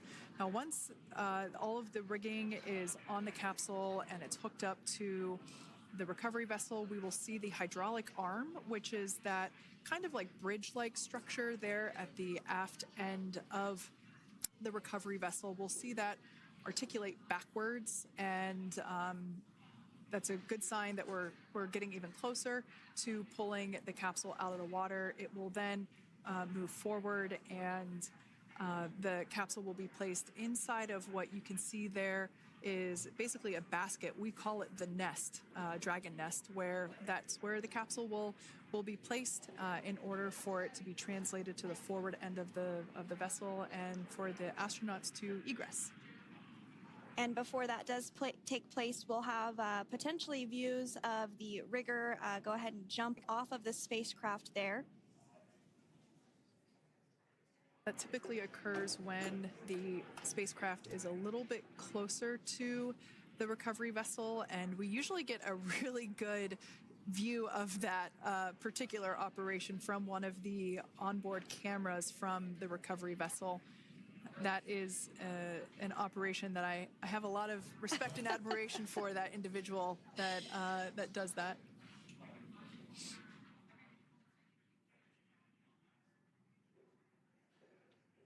So again, Dragon continuing to get closer and closer to the recovery vessel, Megan. You see some of those ropes now coming into view as well. If you are just joining us, Crew 9 splashed down off the coast of Tallahassee, Florida at 2:57 p.m. Pacific time with NASA astronauts Nick Hague, Butch Wilmore, Sonny Williams, and Roscosmos cosmonaut Alexander Gorbanov. They're now working through procedures to hoist this spacecraft up onto the recovery vessel Megan. We just saw that hydraulic arm get lowered into the lifting position. That arm will be the mechanism that is utilized to lift Dragon up and out of the water and into the nest located there at the aft end of the recovery vessel. And the recovery vessel being used today is, as we mentioned multiple times, is named Megan, but that's actually after NASA astronaut Megan McArthur, who flew on Crew 2 a couple of years ago.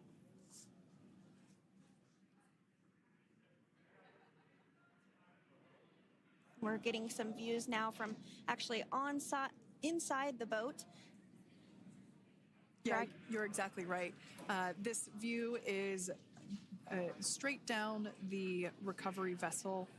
That platform that was closest to the camera, that is the egress platform. Freedom, rigging is almost complete. Approximately 5 minutes until capsule lift. Great news there from SpaceX Core. So about 5 minutes left until we see Dragon Freedom get lifted out of the water. That hydraulic arm, as I said before, is the mechanism that will lift it. It's quite swift, actually, the whole process of getting the spacecraft. Brace for capsule lift. Bracing. There it goes, Dragon Freedom being lifted out of the water and onto our recovery vessel, Megan.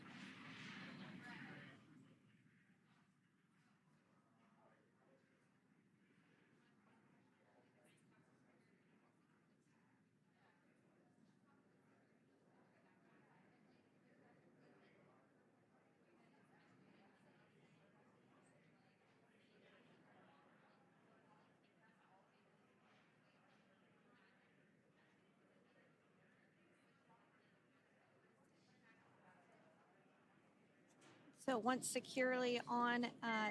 Welcome aboard the recovery vessel. Recovery personnel are completing final checks and stand by for translation to the egress platform. Freedom copies. Great news there, letting us know that Dragon Freedom has been successfully recovered from the water's surface. If you've just joined us, we had an on-time splashdown at 5:57 p.m. Eastern Time, and we can now see that the water recovery operations are continuing to progress. The nest where the Dragon spacecraft is located is going to get moved forward. This will happen after one of the recovery crew members does some checks, and we'll also see some hosing. Obviously, the spacecraft splashed down in salt water. Salt water is corrosive, and we want to try and rinse out as much of the salt water as possible to reduce that corrosion on the metallic structures. So we can see some guidance there being provided, really steering the spacecraft properly into the Dragon's nest. And it's been 30 minutes since Dragon splashed down, and as you can see there, the spacecraft is already on board the recovery vessel Megan.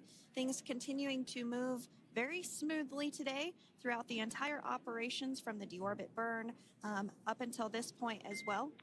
And Freedom, it looks like the positioning wasn't quite right, so they are working on repositioning the capsule in the nest now. Okay, copy that. Thanks. And with that, the team is just going to adjust the Dragon spacecraft a bit so that it's in the right position ahead of translating up a little bit closer ahead of the side hatch. So the team is now going to step through the procedures to ensure that that takes place. While Dragon does fly itself autonomously, it clearly is unable to park itself autonomously. We want to make sure that the Dragon capsule is properly seated there in that nest.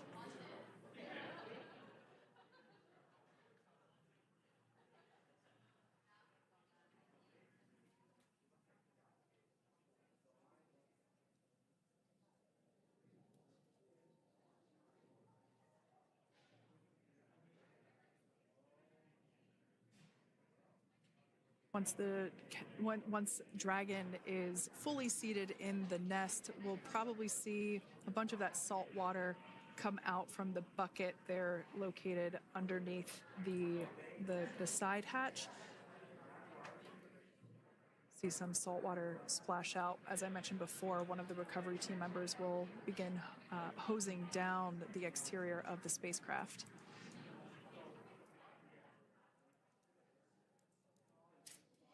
So you are continuing to get some great live views on your screen of Crew 9, which includes NASA astronauts Nick Hague, Sunny Williams, Butch Wilmore, and Roscosmos cosmonaut Alexander Gorbanov, who splashed down off the coast of Tallahassee, Florida, 2:57 p.m. Pacific time this afternoon. Now working to get that spacecraft situated in the nest. Just making some final adjustments and tweaks to ensure that it's nice and secure.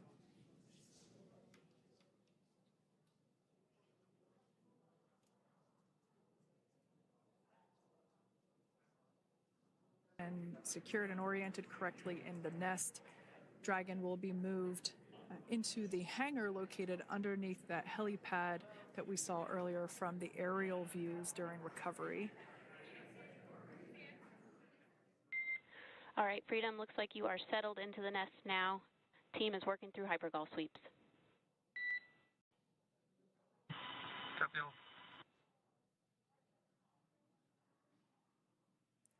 Call out there telling us that the recovery team is doing the second round of those hypergolic sweeps. This helps ensure that everyone, all the recovery team members that are located basically right where this camera is located on, towards the forward end of the recovery vessel, that they will all be safe once the spacecraft is translated forward.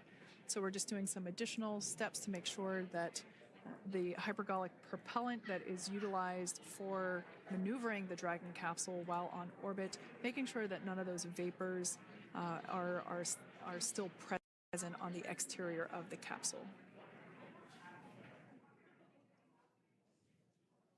That's right. And there are a variety of individuals on board the boat that help with recovery operations. Not only do we have the recovery personnel that you see here, but we also have a doctor that will check out the crew members as standard procedure.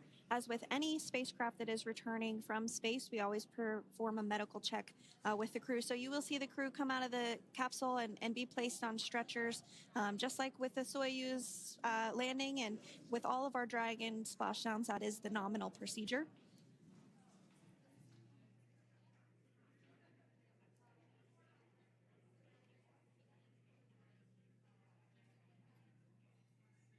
We'll stand by to see Dragon Freedom translate or scooch up a little bit closer to the camera angle that we're seeing right here.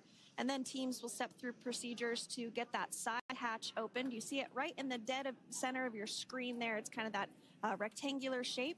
It has not been opened since Crew 9, which include Nick Hague and Alexander Gorbanov, launched back in September from the Kennedy Space Center in Florida. So that will be the very first time that hatch is opened. Once docked to the International Space Station, crew enter through the top hatch, which was where the nose cone is now closed. That's the hatch that they actually utilize to go ahead and get inside the International Space Station.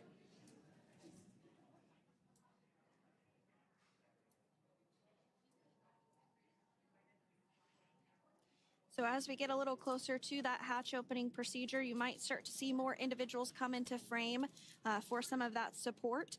The ship has a maximum capacity of a little over 40 people on board, and it takes a variety of different roles, as we've discussed, to support. Also on board is the...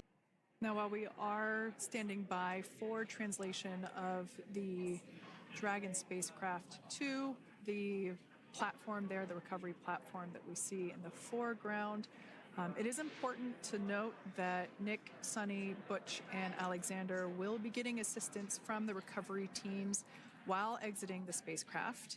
This is the same process for any returning long-duration crew members. As you could imagine, returning to a gravity environment can wreak havoc on our vestibular system, which is responsible for maintaining balance and motion. Of course, safety is our #1 priority with this operation, so we'll see the crew members helped out of the spacecraft one by one, and they will be assisted the few feet to the medical quarters aboard the boat. And on board Dragon are 3 veterans space flyers. That includes Butch Wilmore and Sunny Williams. Alexander Gorbanov is completing his very first space flight on this mission, and he completed 171 days in space along with Nick Hague.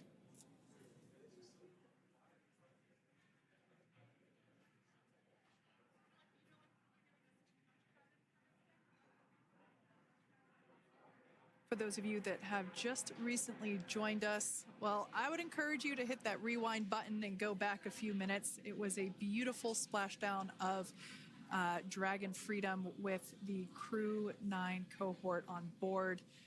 They had an on-time splashdown at 5:57 p.m. Eastern Time, 2:57 p.m. Pacific Time. We can see that the spacecraft... Freedom translation is in progress.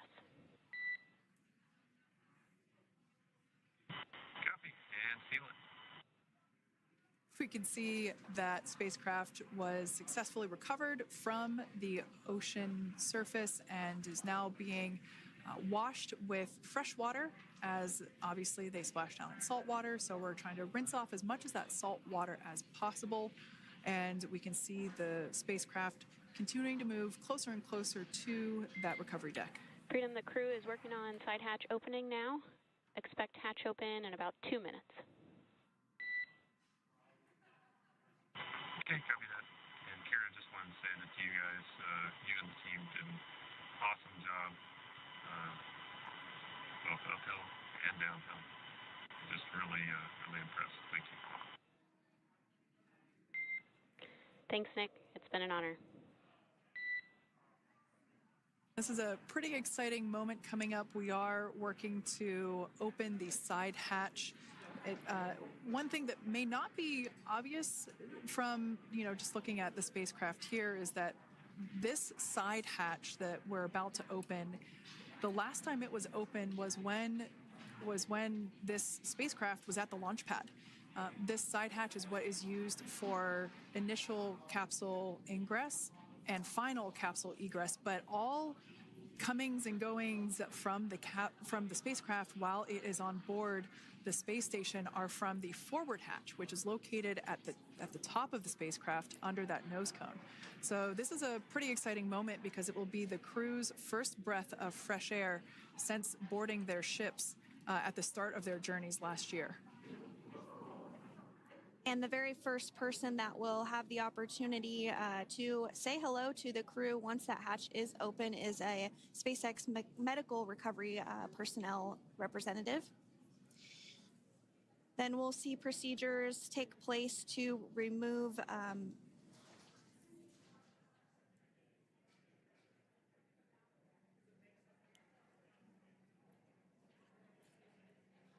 the footrests of Dragon. That will just help the recovery personnel get a little bit more room to access the crew and help get them out of the spacecraft. Yeah, you're absolutely right. Safety is, once again, top priority here, and removing those footrests from all 4 seats will be helpful as a SpaceX recovery team member will actually go into the capsule,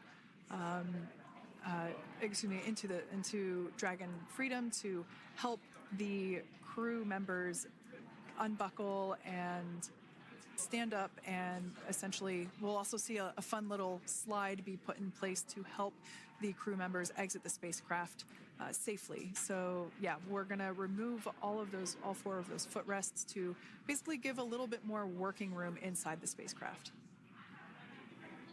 That's right, and we did hear the go for that hatch opening, so we're just a couple minutes away from being able to get the chance to see a couple of views inside of the Dragon and see the crew following their splashdown.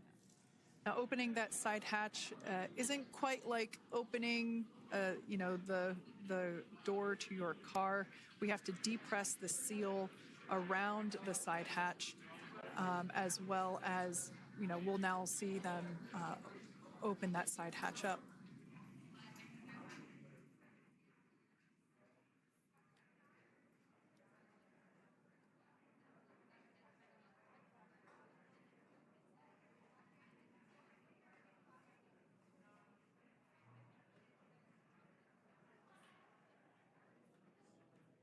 And there you have it. The side hatch is open for the first time since September.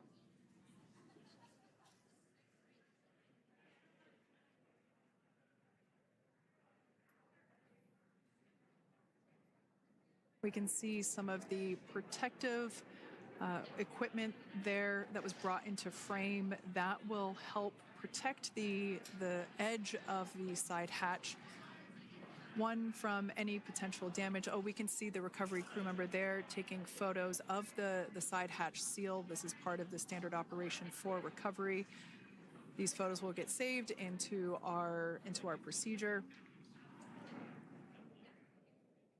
We'll then install that protective frame around the side hatch. This helps to ensure that the side hatch itself, the edges of it, incur no damage while crew members are coming out from the spacecraft.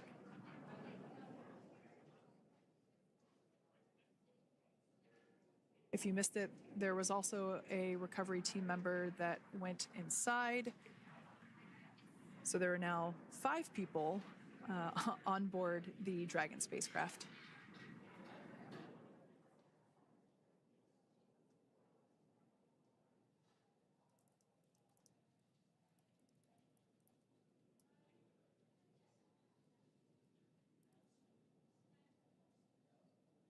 And if you are just joining us, it has not yet even been an hour since Crew 9 splashed down off the coast of Tallahassee, Florida at 2:57 p.m. Pacific time.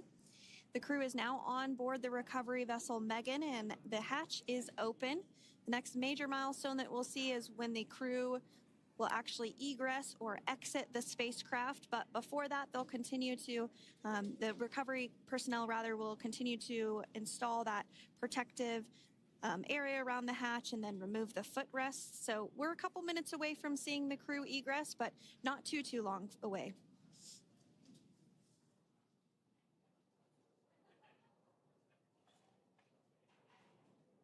We'll probably see those footrests being handed out here in the near future, as I mentioned before. Oh, of course, we got to get a well-documented photo of the moment. Although we can't see it from here, I'm pretty sure there are 4 smiles on board right now. And we did hear that report out from the commander, Nick Hague, following splashdown, that there were four smiles as far as he could see. Yeah, capsule full of grins. Now, generally speaking, and there we do see Crew 9, some happy waves, smiles all around back on Earth.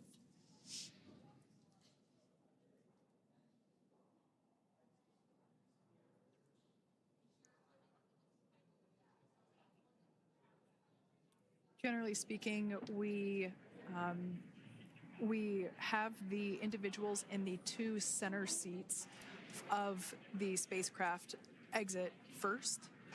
You might hear us refer to this as the exit process as egress. It's just another term for exiting the spacecraft.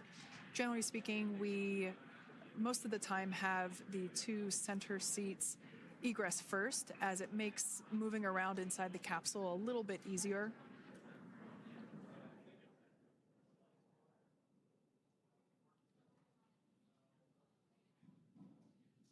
We can see the tablets that were previously located on the upper leg of the crew members. We can see those being handed out to the recovery team. Those were taken off prior to the entry phase, to spacecraft reentry. Those had to be stored and secured prior to dynamic operations.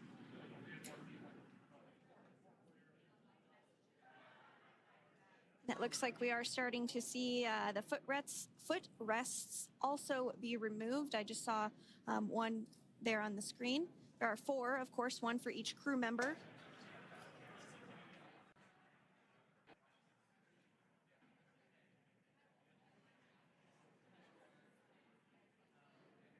Those footrests are made out of carbon fiber and are actually sized appropriately for each crew member, as everybody has different measurements and different leg lengths.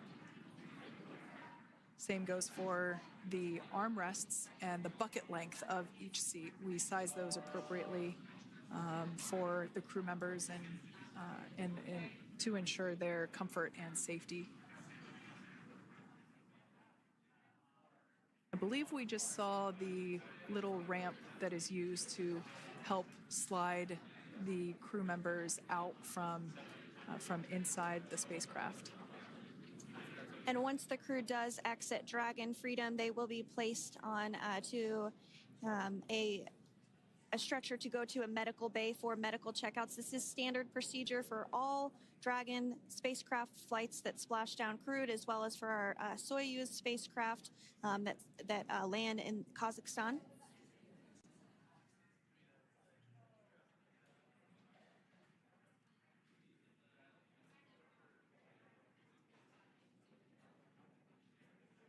We can see the exterior of Dragon Freedom quite clearly in this shot, and it's such a beautiful sight.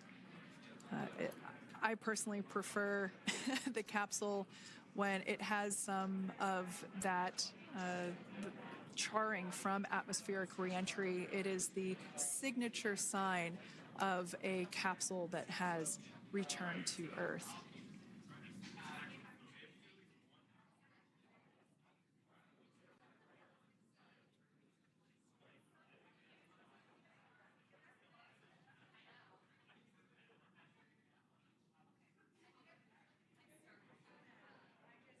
Continuing to stand by for our first crew member to egress or exit Crew Dragon Freedom following their splashdown at 2:57 p.m. Pacific time. Dragon undocked from the International Space Station at 10:05 p.m. Pacific just yesterday, so it was about 17 hours of phasing.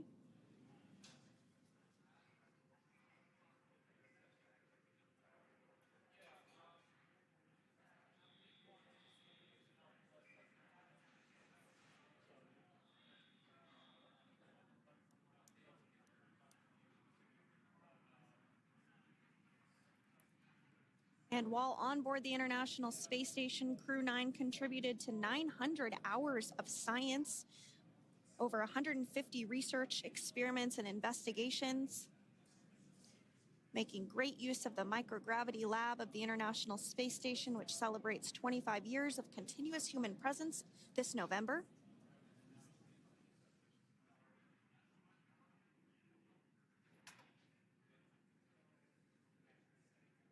Looks like we're about to get our first crew member here upon egress of the Dragon spacecraft.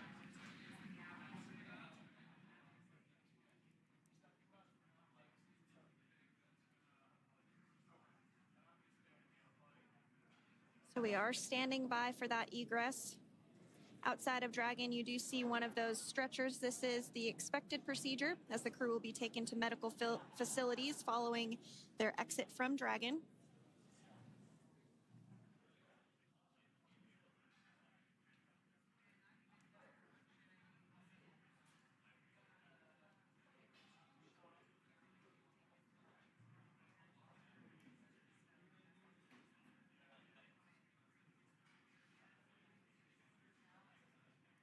We can see folks on board clapping as our first crew member. And that is NASA astronaut Nick Hague, commander of Crew 9, now out of Crew Dragon Freedom. Some smiles, thumbs up, and a wave. Can't get any better than that. Yeah, that is one happy camper, that's for sure. As we said before, it is standard procedure for all of our long-duration crew members to receive assistance upon egressing from the spacecraft. We basically help them move off of the recovery deck and into the private medical quarters for their initial consultation with the SpaceX flight surgeon. So we'll see that take place for all 4 of our crew members today.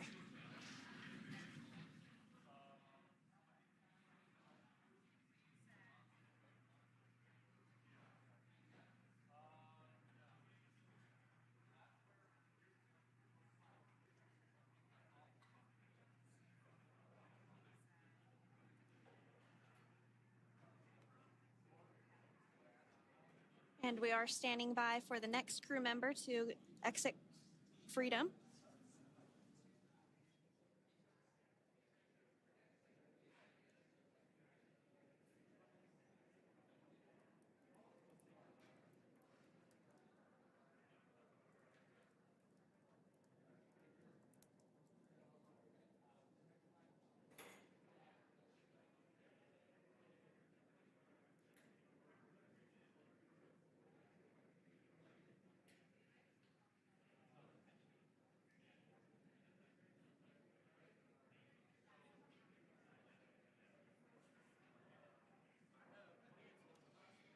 Next up out of the capsule, we expect Roscosmos cosmonaut Alexander Gorbanov.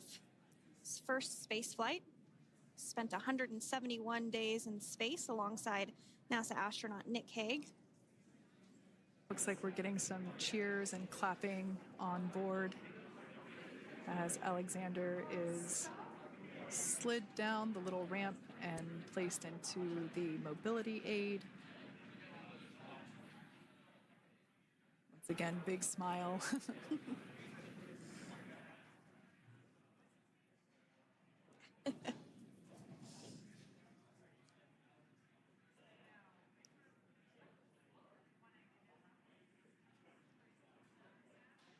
Now, the 2 crew members remaining in Dragon are NASA astronauts Sunny Williams and Butch Wilmore. They completed 286 days in space. One of the remaining footrests being removed from the Dragon spacecraft.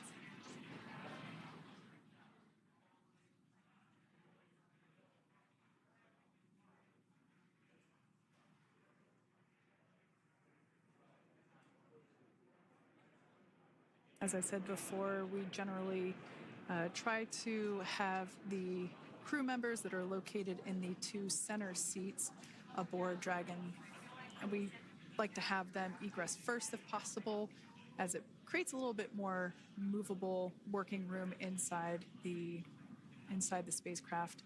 There is a recovery crew member inside that is helping all of our Crew 9 crew egress or exit from the spacecraft.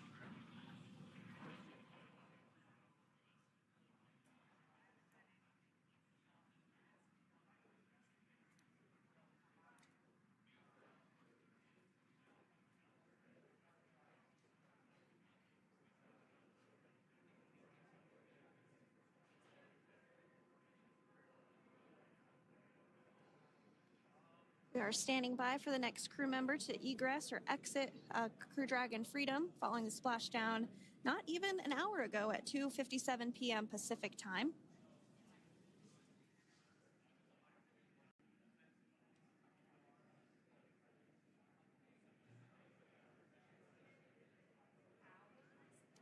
Really have the recovery operations down pretty quick at this point. Yeah, it's pretty incredible to think that, just 5 years ago when we were doing the initial demonstration missions of the Dragon for Crew Dragon, that now we're under about 30 minutes for, to retrieve the spacecraft from the water, and just several minutes here while it's been on board and to get everyone, really to get that side hatch open.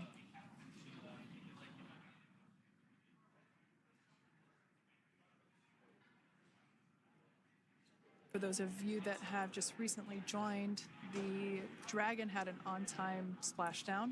It looks like we're getting our next crew member here. That is none other than Sunny Williams.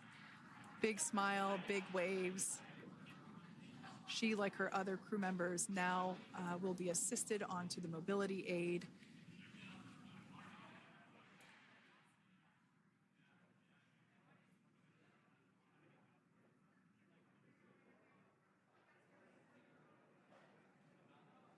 There we have it, some waves, some thumbs up, and some smiles.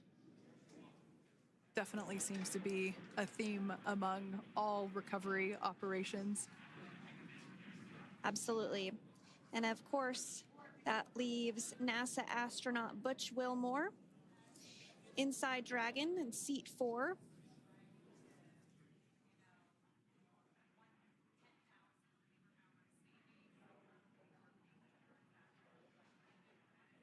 We're getting some views of him now as he egresses or exits the spacecraft.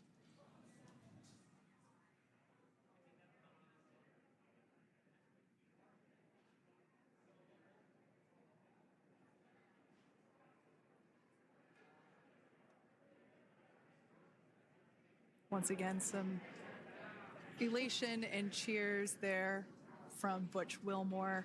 As we mentioned before, returning to Earth coming from a microgravity environment can wreak havoc on the body. So it is customary and just standard procedure for all of our long-term space residents to get assistance once they are back on board the recovery vessel.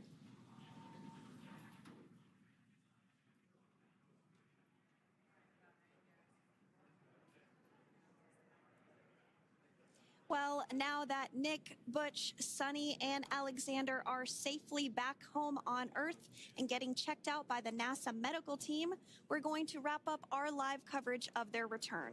The Crew 9 mission began a little differently than usual since Butch Wilmore and Sunny Williams were already aboard the space station when Nick Hague and Alexander Gorbanoff arrived on the Crew 9 spacecraft in September. Having arrived as the crew flight test crew for Starliner, Wilmore and Williams were fully incorporated into the space station's Expedition 72 team and began research and other work aboard the station along with the other crew members. Williams commanded the orbiting laboratory for much of the expedition. After a successful liftoff and separation from Falcon 9, Nick and Alexander made a short flight on board Dragon to the International Space Station. Veterans of long-duration space station missions, both Williams and Wilmore conducted spacewalks during their 9 months in space. Like all crews on the station, Crew 9 had the ability to leave at any point had there been an emergency. With their full duration mission coming to an end, the crew began packing up their personal items for their return to Earth about a week ago and worked through tasks and shared lessons learned with Crew 10 teams as they arrived a few days ago. Their journey home began about 17 hours ago when they closed the forward hatch to Dragon and undocked from the space station at 10:05 p.m. Pacific, 1:05 a.m. Eastern. After 4 successful departure burns and a phasing burn to line up their orbit, Nick, Butch, Sunny, and Alexander rested for a few hours before waking up to prepare for re-entry this morning.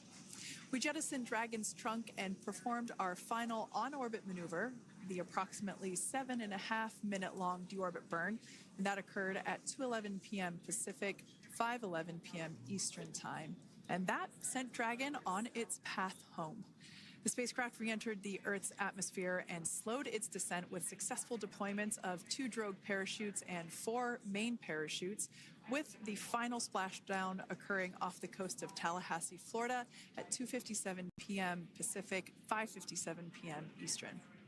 Following that successful splashdown, we saw SpaceX recovery experts move in and prepare Dragon Freedom for its lift onto the recovery vessel. And just a little less than an hour following splashdown, we saw Nick, Sunny, Butch, and Alexander make their way out of Dragon and into the recovery ship's medical facilities, safe and sound. Next up, they'll catch a helicopter flight back to shore, where they'll transfer to aircraft that will take them home.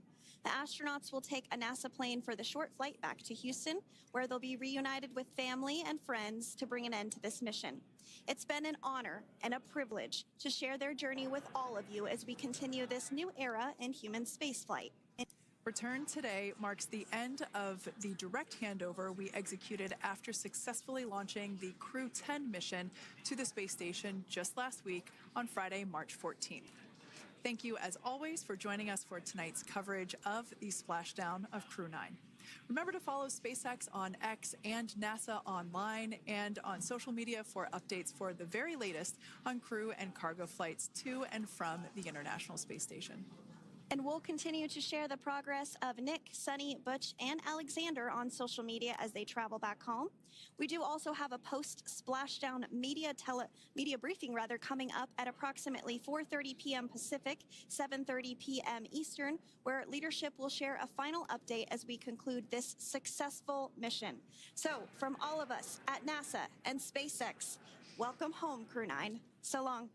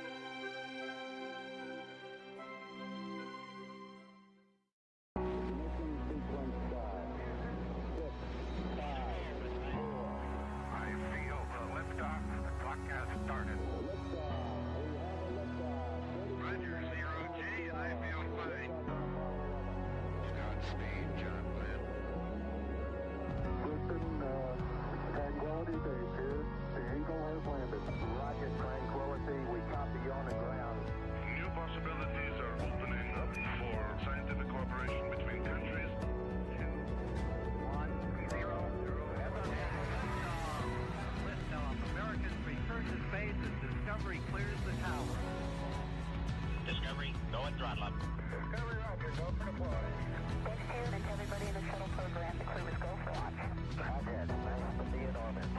We have followed in their footsteps to get us where we are today.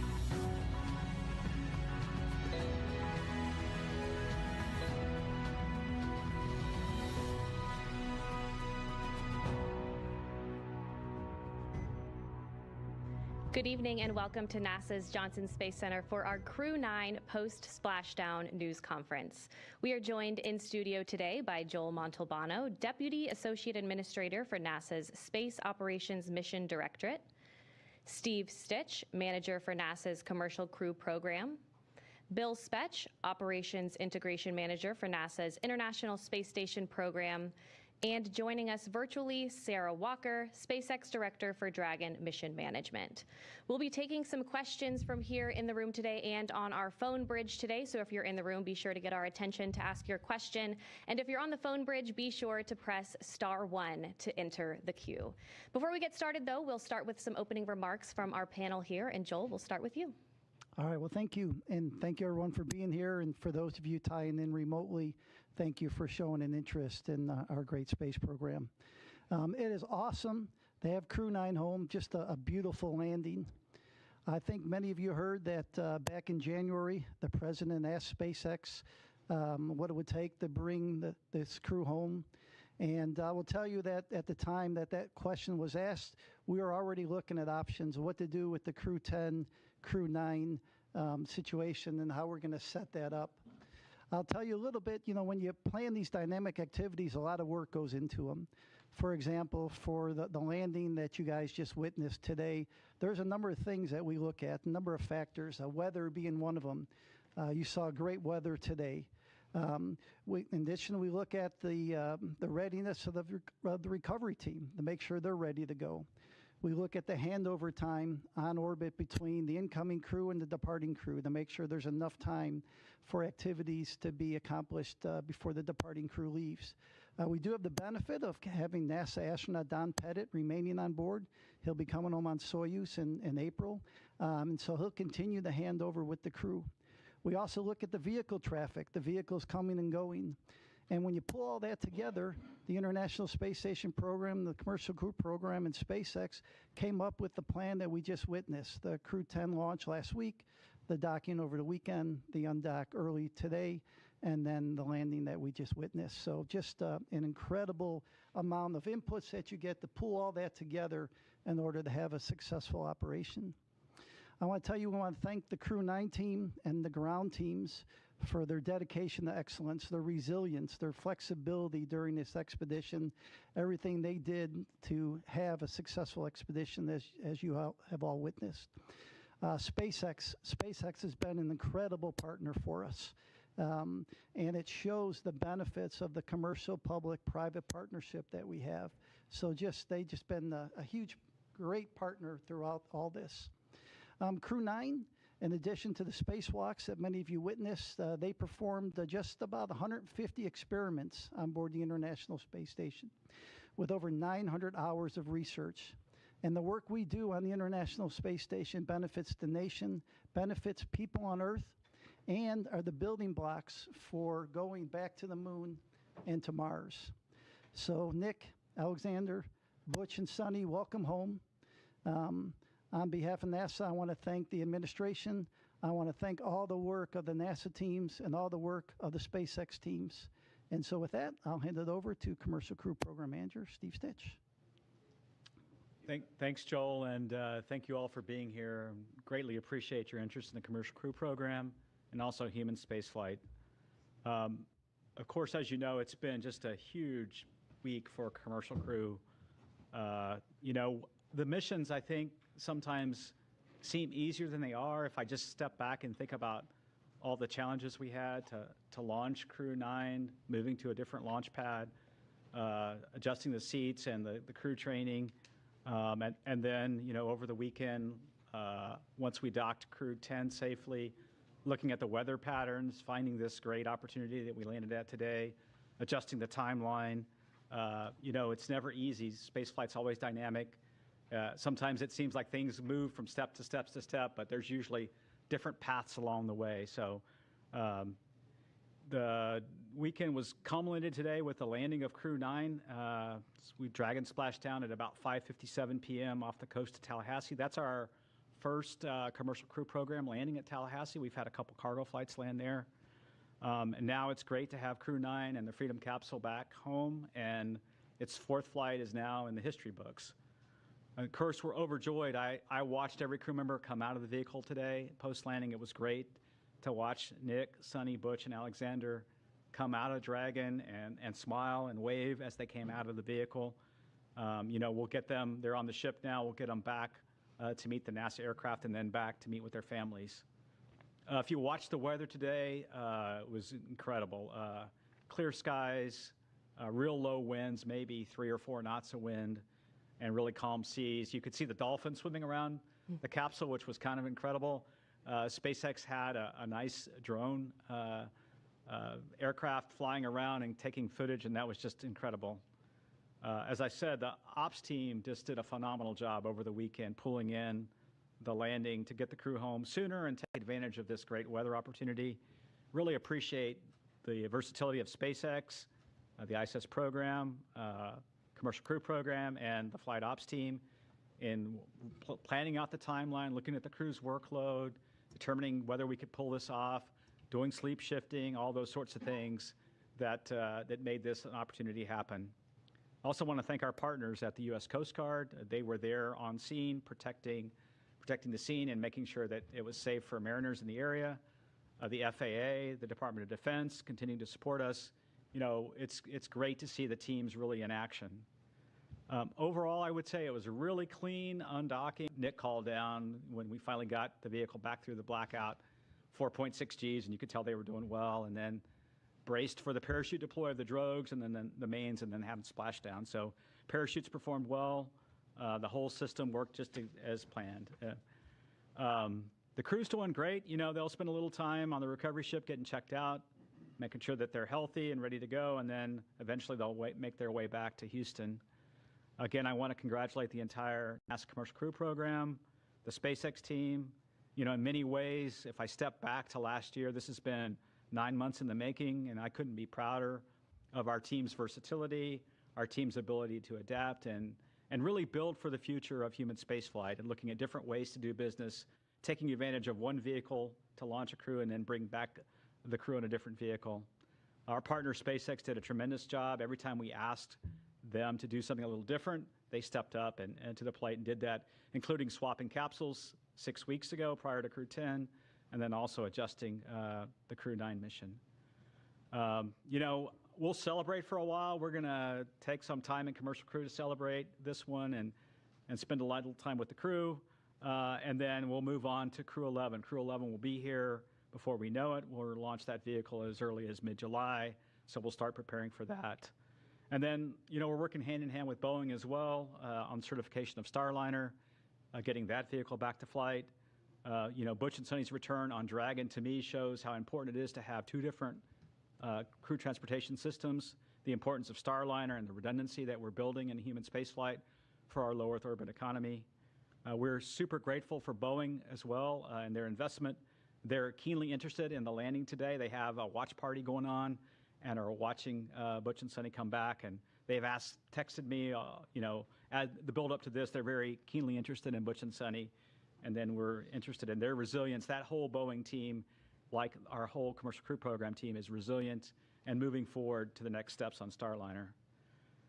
It's been a busy start to 2025. It's hard to believe we're in the middle or toward late March.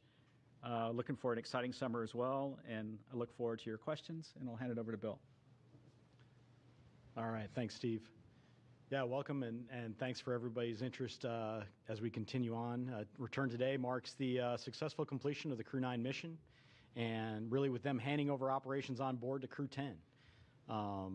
Just some interesting stats as we go through. Nick and Alexander both spent 171 days in space on this trip, seeing the arrival and departure of 4 different visiting vehicles to the ISS.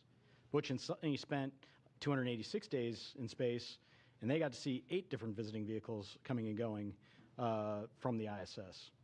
We stay really busy as we talk about all these vehicles coming and going from the station. Nick and Butch each conducted one spacewalk, and Sunny conducted two. That actually gave Sunny the record for most time on spacewalks by a woman, and puts her fourth overall in terms of time outside doing spacewalks. The crew contributed to more than 150 unique experiments, like Joel said, including stem cell technology to potentially address blood diseases, autoimmune disorders, and cancers. A really interesting experiment, JAXA had their first wooden satellite. They loaded that into and got that deployed from the ISS. And then as part of their spacewalk, Butch and Sunny collected samples from the station's exterior to study the survivability of microorganisms in the vacuum of space. I'll tell you, the Crew 9 crew did a great job here in the near term supporting this shortened handover period with Crew 10 and enabling that landing opportunity that we saw today.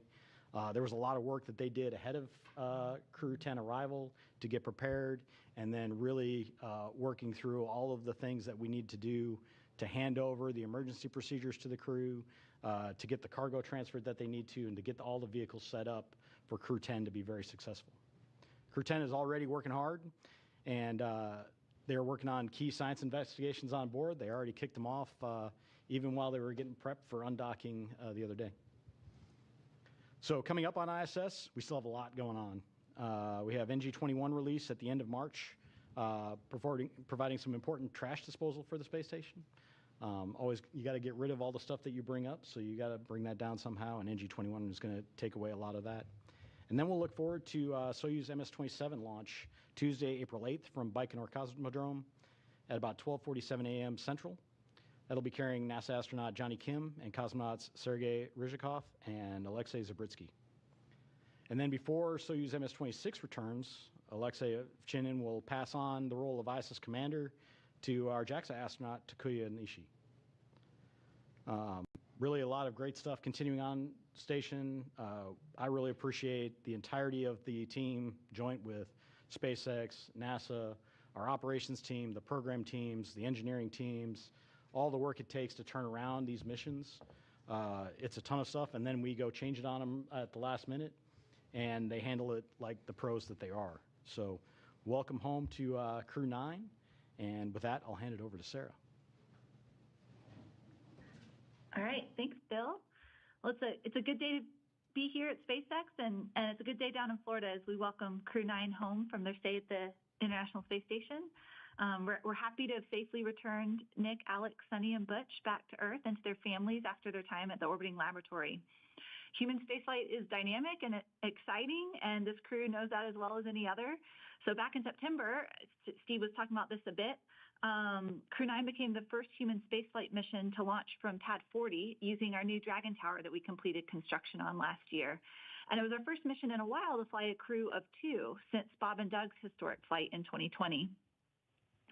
So then just 3 days ago, we launched Crew 10 to take over and continue the work of Crew 9 on ISS. And I forgot to mention this Friday night, but Crew 10 was our 50th Dragon mission since first launching COTS-1 in December of 2010. That's a huge milestone for the team. COTS, if you don't remember, stands for Commercial Orbital Transportation Services, and COTS-1 was the first demonstration mission under that original partnership with NASA to resupply the space station with cargo flights. It was also the mission that inspired me to join the SpaceX team, which I'm so grateful I was given the opportunity to do a few months later. So the rest is history. We've been bringing cargo and more recently crews to the orbiting lab for well over a decade since. And as we talked about a few days ago after Crew 10 launch, NASA and SpaceX adapted as this mission evolved. And I appreciate all the kind words said already during this press conference. As we adapted together, we kept safety at the forefront. And thanks to the teamwork across the two agencies, a change in the Dragon spacecraft for Crew 10 and then a shortened handover helped accelerate the Crew 10 launch and the Crew 9 return. Then over the weekend, we decided as a joint team to undock a day earlier than originally planned to take advantage of some great weather we were seeing off the coast of Tallahassee for splashdown. So I know this required quite a bit of creativity from the NASA team and the onboard crew to compress the handover even further than they already had.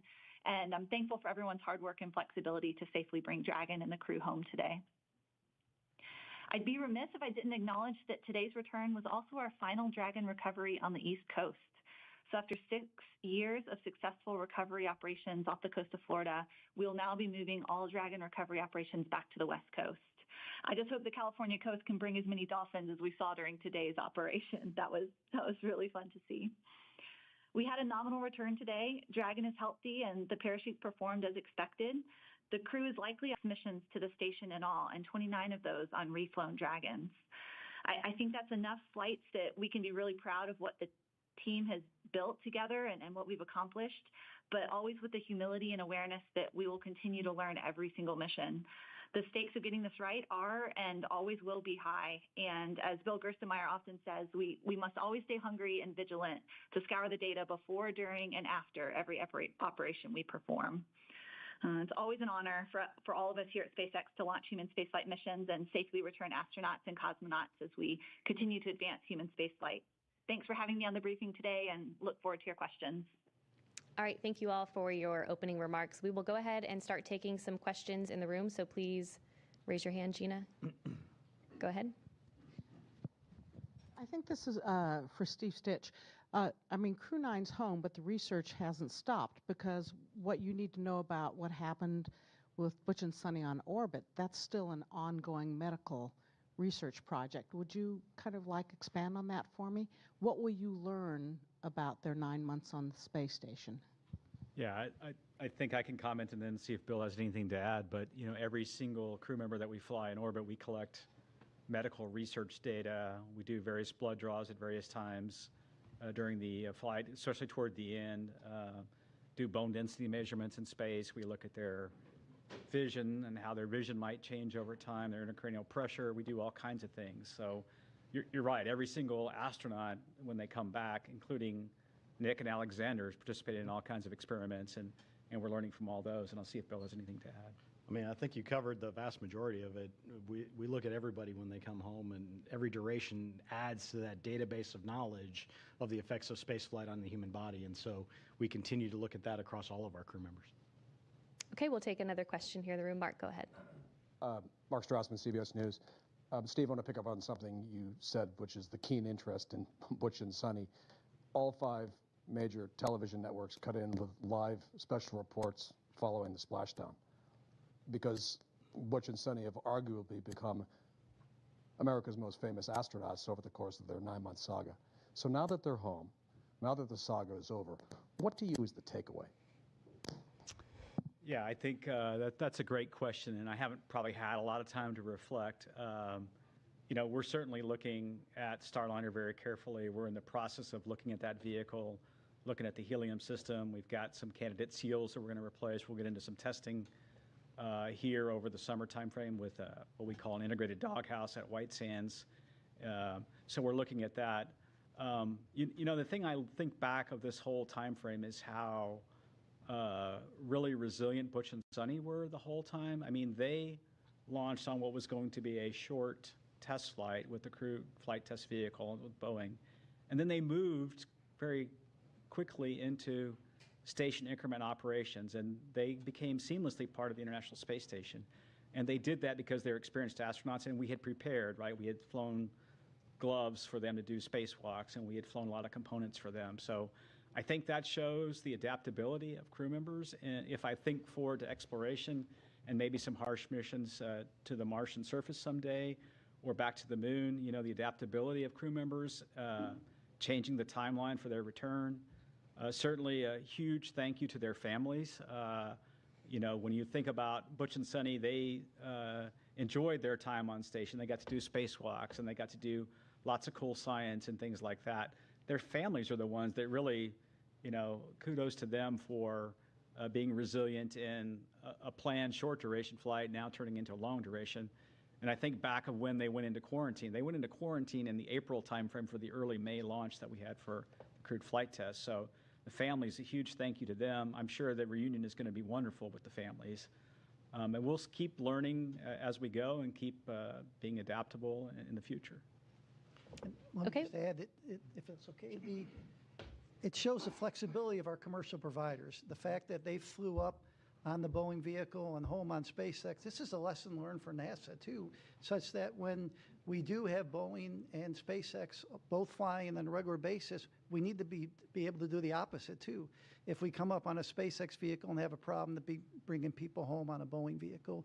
It shows you, this year, I think many of you know, we celebrate 25 years of crew on the International Space Station, and just shows the flexibility we have with the space station and our commercial partners.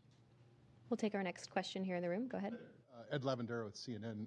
Two questions. Do you have specifics on the timeline of when the astronauts will be landing back here in Houston and reuniting with their family over the next, I'm presuming the next few hours?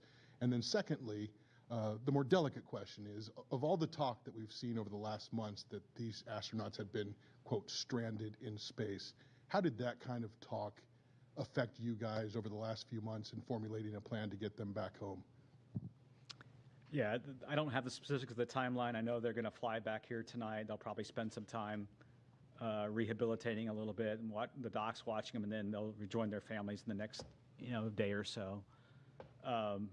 Relative to the mission planning, I think what we did was we tried to look for opportunities to bring the crew back when it was safe to do so, and we always had a lifeboat, a way for them to come home, all the way back to Starliner. If you remember, during the Starliner crewed flight test mission, we said if there were an emergency during part of that mission, we considered the thrusters, the service module thrusters, good enough to bring the crew back then.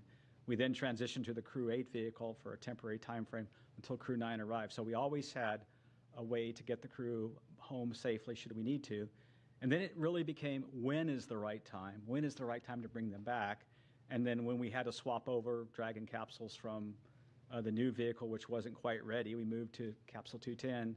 We figured this March timeframe was the timeframe to execute this direct handover that we just did. So for me, it's been the normal kind of planning I do all the time, looking at all the options, working with SpaceX, working with the space station program, and finding the right time to bring the crew back. Okay, we'll take another question here in the room. Hi guys, my name is Amanda Henderson. I'm with KHOU 11, the CBS affiliate here in Houston. 10 days turning into 9 months, but turning also into hundreds of hours of invaluable research that they got up there at the ISS, and also moonwalk hours. Can you talk a little bit about how, when you realized that they were going to be up there for longer than the intended time frame, they were able to transition into getting that invaluable research started? Yeah, I can start with that one, and I can let these guys add in. So even before they launched, because we knew they were flying on a test mission, we provided all the training for the stay on ISS that they would need to be a long-duration crew member. We flew the equipment. Every crew has unique equipment that they need to do a spacewalk, and we made sure we had that up there. So I think it really comes to the preparation that we did even before they flew that allows them to be so successful when they get up there. And that's really what we do with all of the crews that fly to the ISS. There's the rigorous training program that they go through. They're prepared for things. They have a lot of skills-based training that goes on so that they know how to do the basics of everything. And then we have an outstanding team on the ground working with them. They get to work directly with the scientists in a lot of cases on experiments that help walk them through what they're doing, video downlinks. We have a lot of different ways to kind of help them through, and it really just enables everything that they then do on board in an effective manner. But it all starts with that preparation that we did ahead of time, knowing that we have a test mission coming. I do think the difference, the shuttle missions had a finite duration. The way the space shuttle worked, it had fuel cells, and they used liquid oxygen, liquid hydrogen to power those fuel cells. And so at some point, that vehicle had to return. But the beauty of the space station is wonderful laboratory, wonderful place for the astronauts to live and work, and you can almost stop the clock if you have a problem. And I think that's something that we learned on this flight that's a little bit different. Is so when Starliner, we had planned for maybe a short 10 to 2 week mission for a test flight. When we needed more time, we took that time to understand the vehicle, and then when we determined that the better option would be to bring Butch and Sunny back on Dragon, we pivoted over to that plan. So I think station gives us that flexibility that we never had before. And we also have flexibility now, as Joel said, with 2 different vehicles. So someday there may be a case where we're using Starliner to handle a Dragon contingency problem of some sort. So we have a luxury that we didn't have in the past, and so we're adapting and learning from that. All right, we'll head over to our phone bridge to Marcia Dunn with the Associated Press. Yes, good evening. Probably for you, Steve. I understand the crew is being flown to Houston tonight and that they'll be staying at JSC and crew quarters. When will they be able to go home if they're feeling good? How much time off do they get before they have to go back to work? Are you giving them some extra bonus vacation? And when do you have to decide whether Starliner is going to be carrying Crew 12 up? What's the deadline for deciding on that mission, whether it'll be Starliner or Dragon? Thanks. Yeah, there's a lot of questions there. I hope I get all of them. Let's see. The first question was, when do they go back to their families? It's usually within a day or two, once they're cleared medically, that we make sure, as they readapt to gravity here on Earth, it's usually a day or two. They'll go back to their families. And then, they'll get some time off, and then we've done a lot of, fortunately with Butch and Sunny, we've done a lot of debriefs already with them. And so we've gotten feedback on Starliner and feedback on many things for the crewed flight test already from them while they were on orbit. They'll have a standard set of debriefs with the Crew 9 crew because they really have been part of Crew 9 ever since Crew 9 docked. So they'll go through a series of debriefs, and then, but they will get some well-deserved time off, well-deserved time with their families. It's been a long time for them, and look forward to hearing their stories about meeting with their family. I think the last question, Marcia, was when do we have to decide Crew 12 versus the next step with Starliner? And we probably have a little bit more time as we get into the summer and understand the testing we're going to go do to make that decision, whether it be Crew 12 as the next flight or Starliner. We're also looking at some options for Starliner should we need to, of flying it uncrewed. The vehicle has the capability to fly uncrewed if we need to. And so we'll kind of weigh all those things as we get the testing and analysis behind us. Boeing's done a good job of developing a new thermal model, which we're using to try to understand the changes we're going to make in those dock houses. We'll add some tape and thermal barriers in different places. So we have a little time to make that decision. Okay, our next question is from Chris Davenport with the Washington Post. Hey, everyone. Thanks for taking my question, and congrats on a successful end to the mission. For Steve Stitch, you had mentioned your discussions with Boeing, and I'm just wondering, has Boeing given you a 100% commitment that they are sticking with the program, just given the enormous costs they've had to eat? And is NASA doing anything to incentivize them to stay? You just mentioned an uncrewed flight, for example. Thanks. Yeah, Boeing, all the way up to their new CEO, Kelly, has been committed to Starliner. I can see that in the way they're approaching their plans. So I see them being very committed. They want to provide a transportation system with crewed capability to fulfill their missions. And then they're even, I think, stepping beyond that and thinking about low Earth orbit and COM LEO destinations with their vehicles. So I see a commitment from Boeing to continue the program. They realize that they have an important vehicle, and we were very close to having a capability that we would like to field. I think we have some changes we need to make to the way we heat those thrusters, the way we fire those thrusters, and then we can test that on the next flight. So. Our next question is from Ken Chang with the New York Times. Hi, thank you. This is for Joel, Steve, and Sarah. The White House put out a statement that said the landing today representing President Trump keeping his promise to rescue the astronauts stranded in space. And from what you just said during this news conference, I think it's been in the works for months and a lot of work for everyone. I was just wondering, could you explicitly answer the question if Kamala Harris were president, or if Joe Biden had run for re-election and won, would anything have changed with this mission? Thank you. NASA is an agency. We work for the president, and who's ever there, we work for them. We had an input from that office. We took a look at it, and our job is to take all the inputs we get and operate as successful and safely as we can. And that's what we would did for this administration, and that's what we would do for any administration. Our next question is from Sana with Bloomberg News. Hi, thank you so much for taking my question. I had another question regarding Boeing. I know you just mentioned that you're looking at options for an uncrewed mission.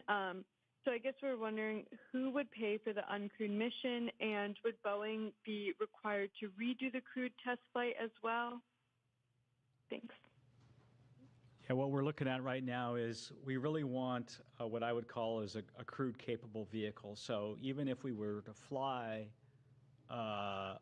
the vehicle without a crew in the return back to the next steps on with Starliner, we want that to be crew capable. So we want it to have all the systems in place that we could fly a crew with. And in fact, you know, as I think about it, it might be there for a contingency situation as we prepare for whatever events could happen. One of the things that I've learned in my time at NASA is always be prepared for the unexpected, always have options.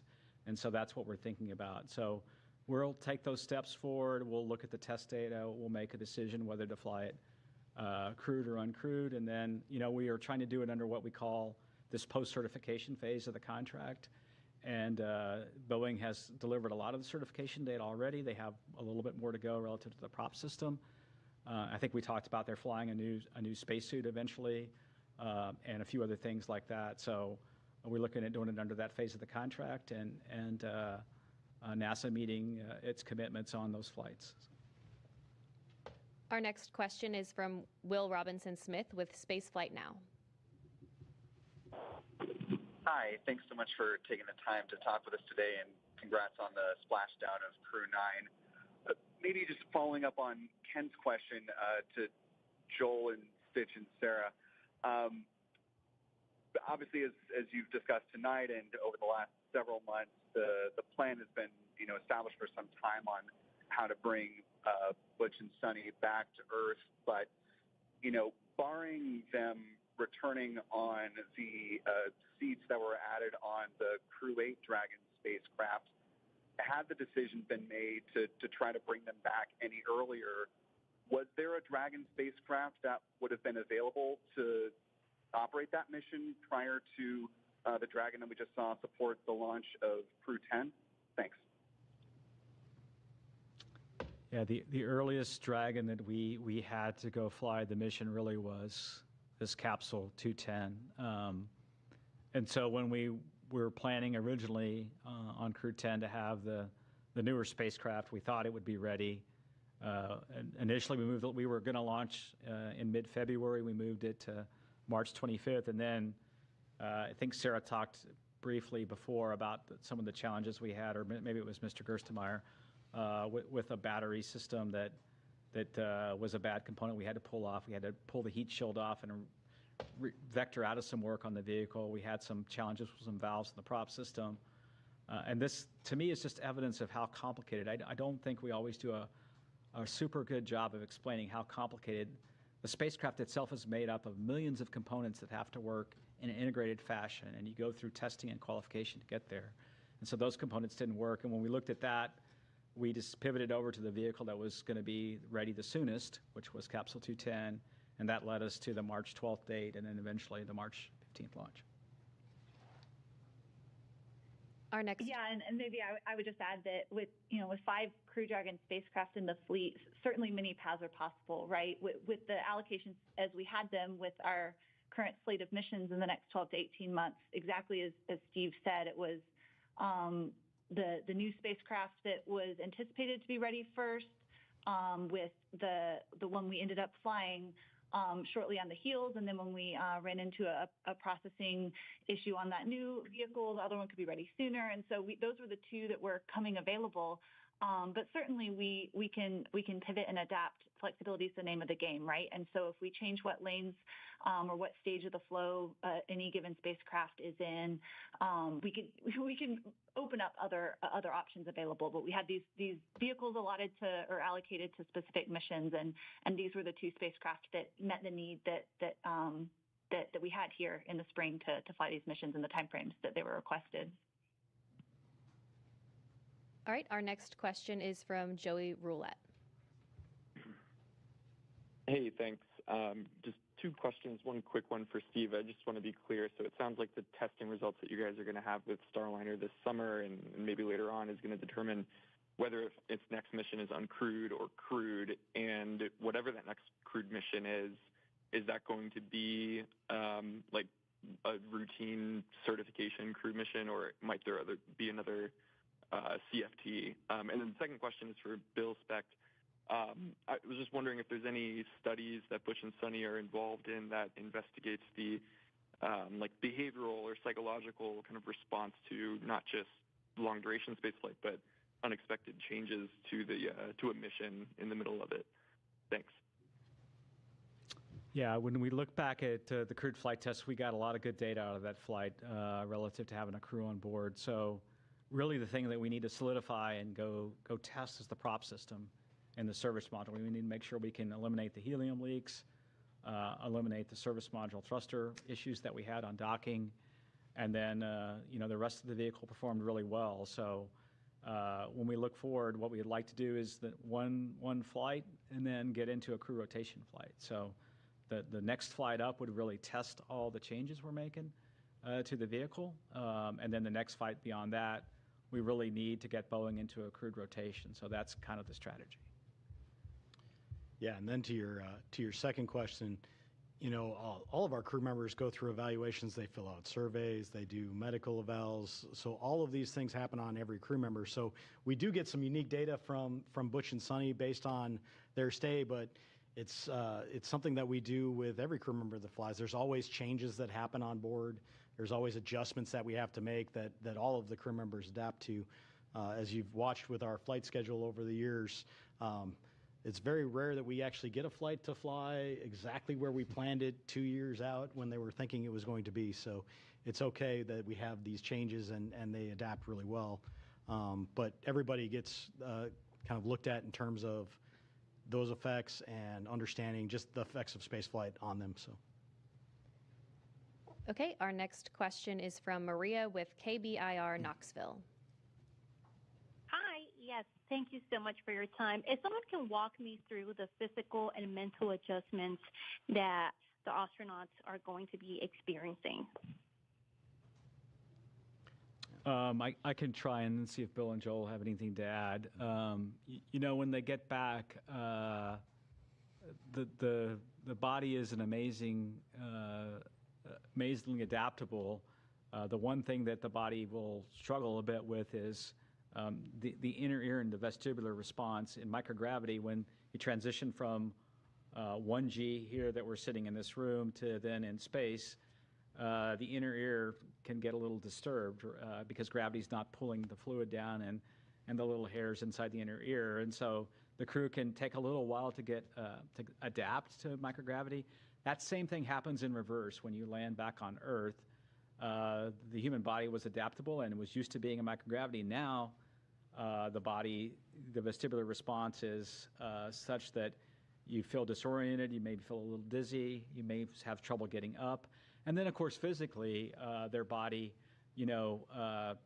when they were operating in space and doing operations inside the various modules, their muscles weren't working as hard, their heart wasn't working as hard, and so there's a muscular and cardiovascular kind of reconditioning that has to happen. And so that's what's happening now. And then, there's a little bit of response coming back to 1G. In space, I could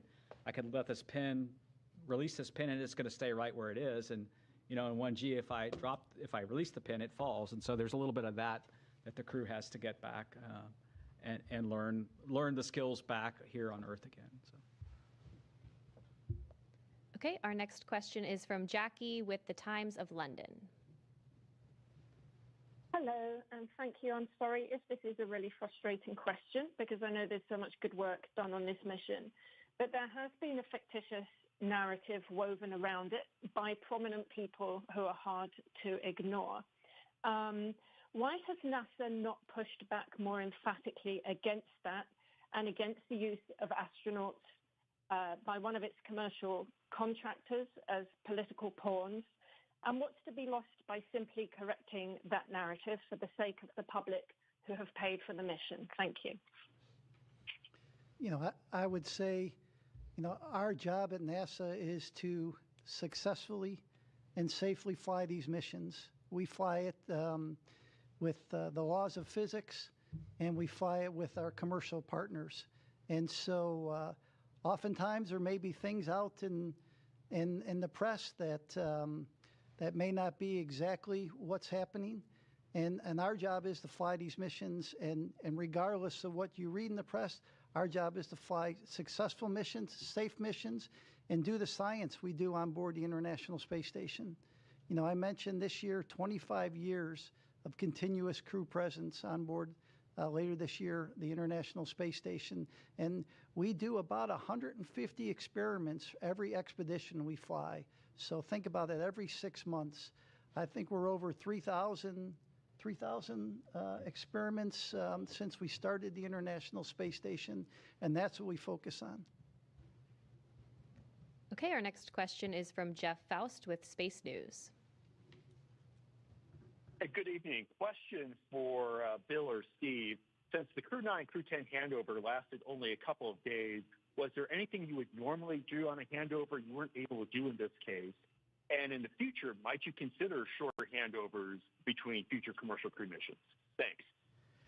Yeah, across the board, the main thing that we have to get done is, like anytime you get to a new place, is the emergency briefings. Where do I go in case of an emergency? What are my duties in terms of an emergency? And that happens very early on. And then the follow-ons are more of the general, hey, where did you guys put this thing? Or where did you put that? Where did you leave this wrench when you get up there? Because you can imagine the size of the space stations is so large, and there's a lot of stuff up there. So a lot of the handover that we do with the crews is more set up to be an efficiency gain. And that really helps them be more effective when they go and get to the tasks done that we need to.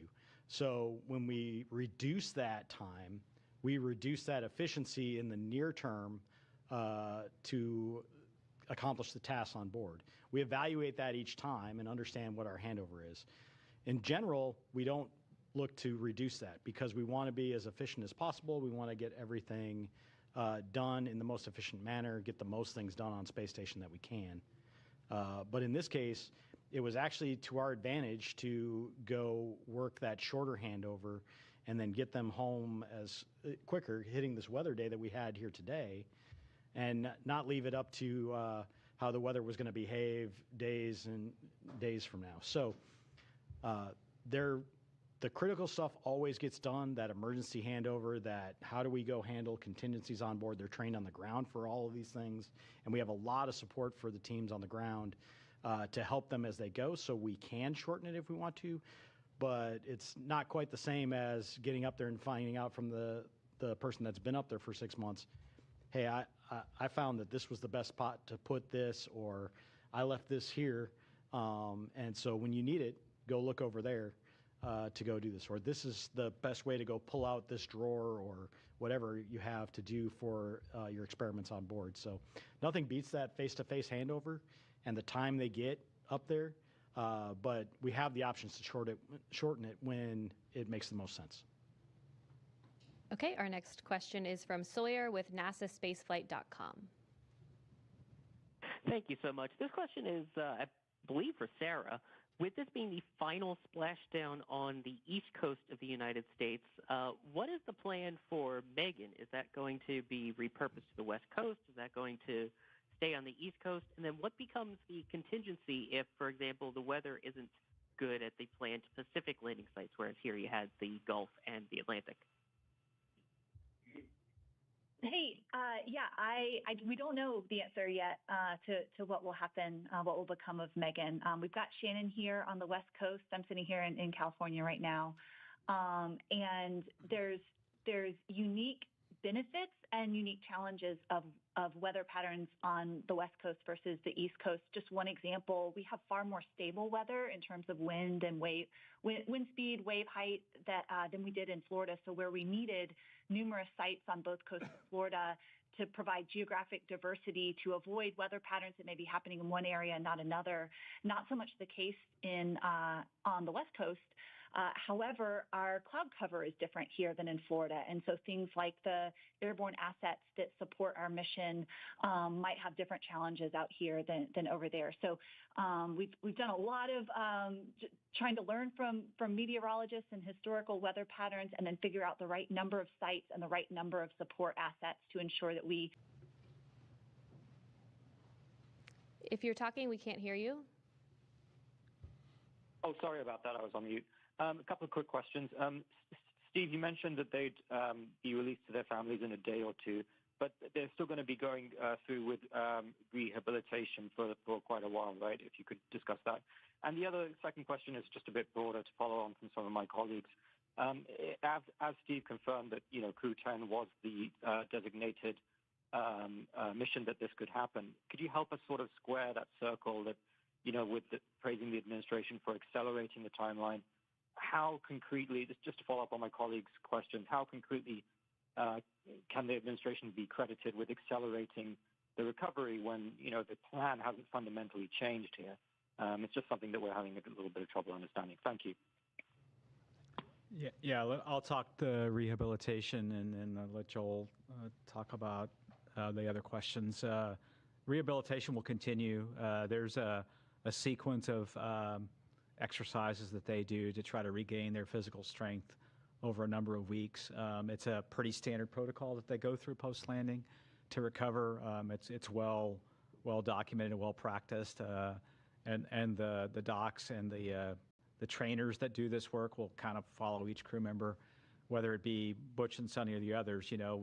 We talk about Butch and Sonny because they had a 9-month stay, but the others had 171-day stay or so, which is pretty typical of what we've had. And I'll let Joel handle the other questions. And so you were asking the input from the administration. So I think Ken Bowersox said it well the other day. It excited the system, right? It gave us some energy in the system. But the other input was to do this successfully and safely. And that's why I talked about all the different inputs that you get. We got the input from the White House, but you also have to look at the vehicle readiness. We talked about looking at weather. We talked about recovery team, handover, the vehicle traffic going to and from the International Space Station. So when you put all that together, we came up with, I thought, a pretty good plan that the teams executed over the last 4 or 5 days. All right, we'll take the next question here in the room. Darlene Ferris with Fox 26 Houston. I was just wondering if any of the experiments or tasks, was there anything that was able to be done due to the unexpected extra manpower with them on board that wouldn't have like a benefit to having the extra people? So we, once Crew 9 arrived and Crew 8 departed, we were at our normal crew level. So we managed within the normal kind of cadence that we did there. But before that, we absolutely took advantage of Butch and Sonny being there and having the extra hands. We had some maintenance activities that had to be done over the summer that would have potentially taken away from some of the science that we were doing that we didn't have to take away from that time because of the fact that we had the extra hands there. So it was great having them there over the summer as extra hands to help out with a number of activities going on. Okay, we'll take our next question here in the room. This may be premature, but initial reports from the recovery ship just about their condition and how they're doing, has anybody heard? I haven't heard anything specifically from the recovery team, but just in looking at the way as they came out of Dragon, they all looked very healthy. You could tell they all looked like they were feeling about normal for the landing and recovery phase where their body's trying to readapt. So, yeah, I haven't heard any reports of anything other than that they're doing well. So I saw a lot of smiling and waving. Yes, yes, yes. Okay, our next question is from Ellen with thedailymail.com. Hi, thank you guys so much for taking our questions tonight. This question is for Joel. Barry Wilmore's daughter spoke out on social media and blamed politics and negligence for her dad's delayed return. We know that President Trump and Elon Musk both said the previous administration didn't want to bring the Starliner crew back for political reasons. Can you comment on these claims? Yeah, so I wasn't involved in any conversations with the previous administration. It was clear we have a request from the current administration, and the results you saw is what we saw today with the landing of Crew 9. Okay, we'll take our next question here in the room. Have you guys gotten a chance to talk with the families of Butch and Sunny? And I mean, I'm sure just being able to see them wave and smile today is a huge relief and up in space for almost a year. How are they feeling with everything? Yeah, I haven't talked personally to the families, but I know the astronauts have a great support system. In other words, they're able to effectively FaceTime with their family and keep in touch with their family. I'm sure Butch is looking forward, and Sunny both coming. Easter's coming up, and there's graduations coming up, and there's lots of family activities coming up that the timing's probably pretty good for. I haven't had a chance to talk to the family, so. My guess they had bigger smiles than the crew members. Yes, yes. Okay, our next question is from Mike with space.com. Thank you, guys. This is probably for Sarah. I was just wondering, were there any different approaches that you guys took with this Dragon to kind of meet this faster deadline, or this, and if there were any kind of changes to the processing, are those things you can take into future missions? Hey, no changes to the processing. And actually, if you're able to go back and listen to Friday night's briefing, I think Steve also shared a little more detail about that. But similar process, it's just a matter of doing a little bit of Tetris within our facilities of what vehicles are going into what tests or what operations in the pre-launch processing flow first. So we certainly did that. There's a few items of hardware within the vehicle that are unique to the specific crew flying. For example, we have small, medium, and large seat buckets installed in each of the 4 locations, and then custom foam for each individual to further customize their experience. And so there was a little bit of just doing the tally on the unique hardware and making sure it was all okay to be used for this mission, but nothing unique to the actual processing flow itself. Okay, our next question is from Carolyn with Fortune Magazine. Thank you very much, and congratulations. I'm wondering, can you just share a little more how Sunny and Butch handled kind of the switch mentally to the 9-month mission, besides being very resilient, and what advice you give the rest of us lonely humans when we encounter? I can start, and then the other guys could ask. Before an astronaut flies, we talk to the crew. The crew members are talked to about extending. Hey, you may be assigned for a 6-month mission or an 8-day mission in this case, and you may be extended. Frank Rubio was an example, right? Mark Vande Hei was an example. So this isn't the first time that people are flown. Clearly their mission was much shorter than those other missions, but the crew members are talked about, hey, what would you do if you had to be up there for a year? So they mentally prepare before they launch, and they talk to the other crew members that have flown for these long duration missions. And so the teams are preparing. We do different things on the ground. If you're there a little longer than normal, maybe you'll have some extra family conference times, or maybe a half day off after a certain amount of time on orbit. And so we had experience from past crew members, and we made changes in the operations and how we do that.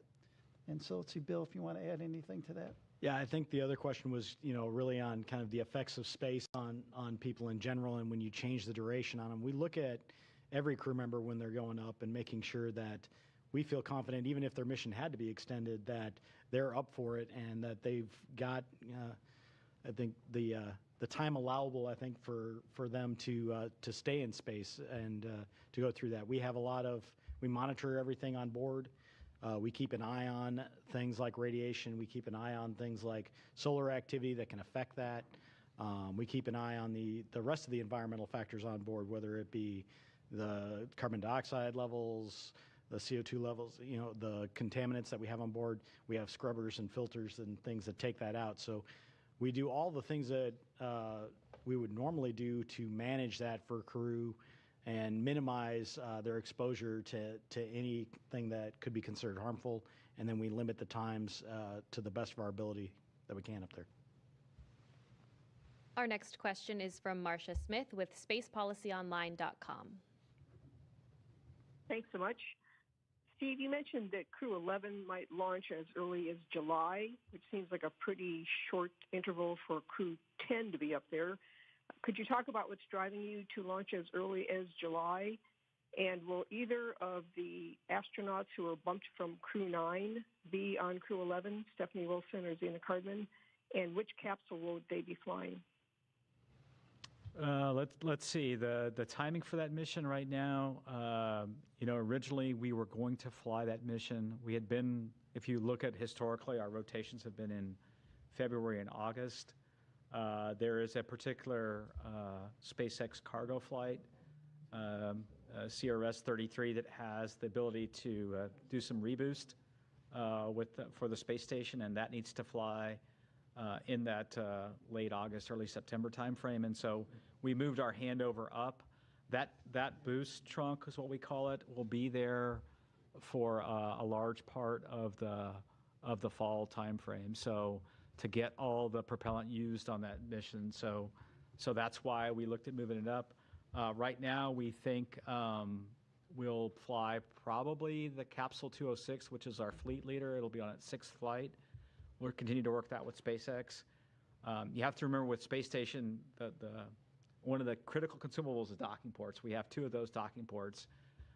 And so once we fly that CRS 33 mission with the boost trunk, one of those docking ports will be tied up for an extended duration. And we like to do this direct handover. We like to ensure the new vehicle is there, the new crew's there, before we undock the astronauts that have been there for the increment in progress. And so when you put all that together, it drove us to look at right now, mid to late July. Of course, things can change over time, but that's kind of what we're looking at. We'll kind of pivot over to that once we complete the debriefs for Crew 10. So, our next question is from Will Robinson Smith with Spaceflight Now. Hi. Taking a question from us. Question to Steve Fitch.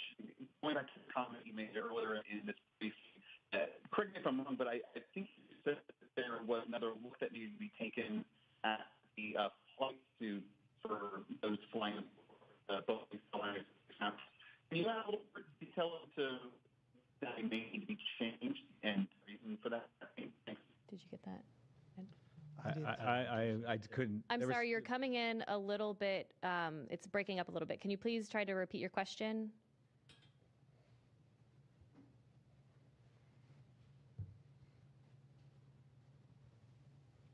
Operator, if you could please unmute the participant.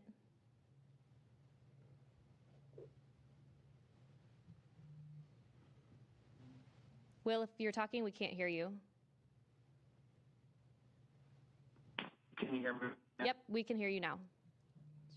Okay, perfect.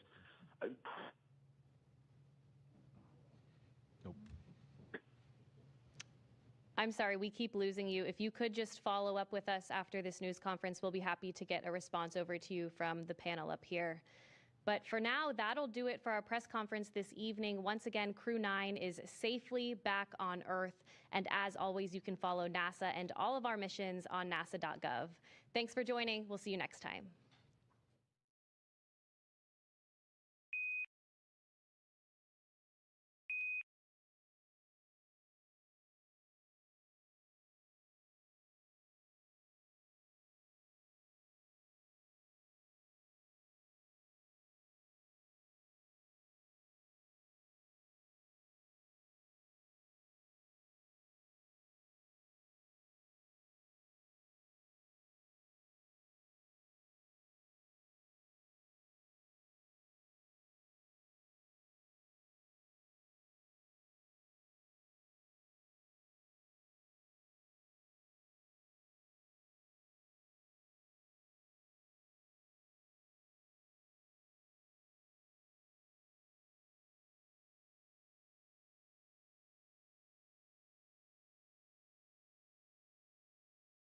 On board Crew 9 are NASA astronauts Nick Hague, Sonny Williams, Butch Wilmore, and Roscosmos cosmonaut Alexander Gorbanov, and they are now on their way to the targeted splashdown site off the coast of Tallahassee, Florida.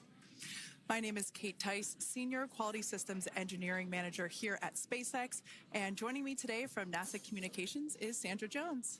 Thanks, Kate. It's always such a pleasure to be here. Upon departing the International Space Station, Dragon underwent a sequence of departure burns. The crew then had a rest period and has since kicked off preparations for re-entry, including getting into their spacesuits and successfully performing a leak check. The next phase of the mission is when things will really start to amp up. Dragon has a series of steps to complete before returning Crew 9 home. That's right. First, Dragon will maneuver to the correct attitude and jettison its trunk, which is the cylindrical, unpressurized lower part of the spacecraft. The trunk is currently connected to the aft or bottom section of Dragon, where the heat shield is located. But in order to expose that heat shield and get the vehicle ready for atmospheric reentry, we're going to jettison that trunk. From there, the spacecraft will use its forward thrusters to perform a deorbit burn, which will put Dragon on a trajectory to return to Earth. This burn will last about 7.5 minutes once it starts. The deorbit burn uses Draco thrusters on Dragon, primarily the 4 located on the forward bulkhead, and is executed at the apogee, or the highest point of Earth's current orbit around the Earth. This deorbit burn will alter Dragon's path to ultimately line it up to re-enter Earth's atmosphere and splash down off the coast of Florida. Splashdown today is planned for 2:57 p.m. Pacific or 5:57 p.m. Eastern. The Crew 9 mission began a little differently than usual, since Butch Wilmore and Sonny Williams were already aboard the space station when Nick Hague and Alexander Gorbanov arrived in the Crew 9 spacecraft in September. Having arrived as the crew flight test crew for Starliner, Wilmore and Williams were fully incorporated into the space station's Expedition 72 team and began research and other work aboard the station along with the other crew members. Additionally, Williams commanded the orbiting laboratory for much of the expedition. And after a successful liftoff and separation from Falcon 9, Nick and Alexander made a short flight on board Dragon to the International Space Station in September. Both veterans of long-duration station missions, both Williams and Wilmore conducted spacewalks during their 9 months in space. Having had the capacity to leave the station at any point, had there been some type of emergency, the crew members began packing for their voyage home about a week ago and worked through tasks and shared lessons learned with the newly arrived Crew 10 team, who arrived just a few days ago. For return operations such as this, NASA and SpaceX closely coordinate with the United States Coast Guard to establish a safety zone to ensure public safety and for the safety of those involved in the recovery operations, as well as the crew on board the returning spacecraft. Multiple notices are issued to mariners in advance of and during recovery operations, and Coast Guard patrol boats are deployed to discourage boaters from entering the splashdown zones. Now, we do want to stress to the public the need to respect this safety zone. Recovering a spacecraft from the water is a hazardous task, and any other boats interfering increases risk to the astronauts in Dragon, the teams working to recover them from the water, and the safety of those that come too close. So, for the safety of the crew and your safety, we recommend you sit back and watch as we'll be bringing you the best possible views of our astronauts' homecoming. And they will be the best views that you can get. So, let's take a minute to meet our returning crew. U.S. Space Force Colonel Nick Hague is your Crew 9 commander. He was selected by NASA as an astronaut in 2013. This was his second spaceflight to the International Space Station and third launch overall. He spent 171 days in space with Crew 9 and has a career total of 374 days in space. During his mission, he completed a spacewalk with astronaut Sonny Williams. That was his 4th spacewalk, earning him a career total of 25 hours, 56 minutes of spacewalking time. Before Crew 9, Hague previously served as a crew member of Expedition 59 and 60 back in 2019. He flew with Alexei Ovchinin and NASA's Christina Cook. So this is his second time sharing the space station Force Colonel, and they have 2 sons. NASA astronaut Suni Williams is a mission specialist for Crew 9. This was her third visit to the space station. She originally launched aboard Boeing Starliner spacecraft and arrived at the space station on June 6th. And it looks like we are beginning to get some views inside the spacecraft, overlooking the shoulders of the crew on board Dragon. We'll continue to bring you those views throughout the day and views throughout splashdown this afternoon rather.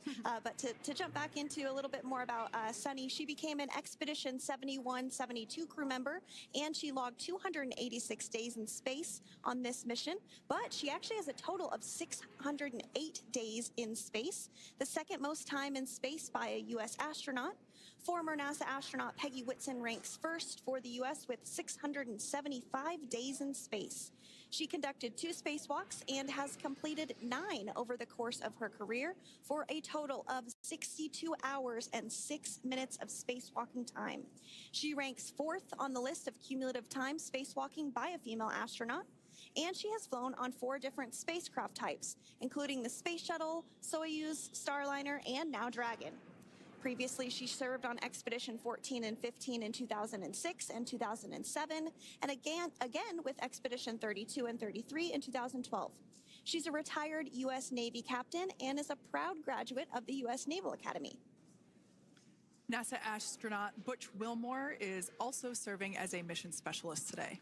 This is his 3rd spaceflight and, just like Suni, logged 286 days in space.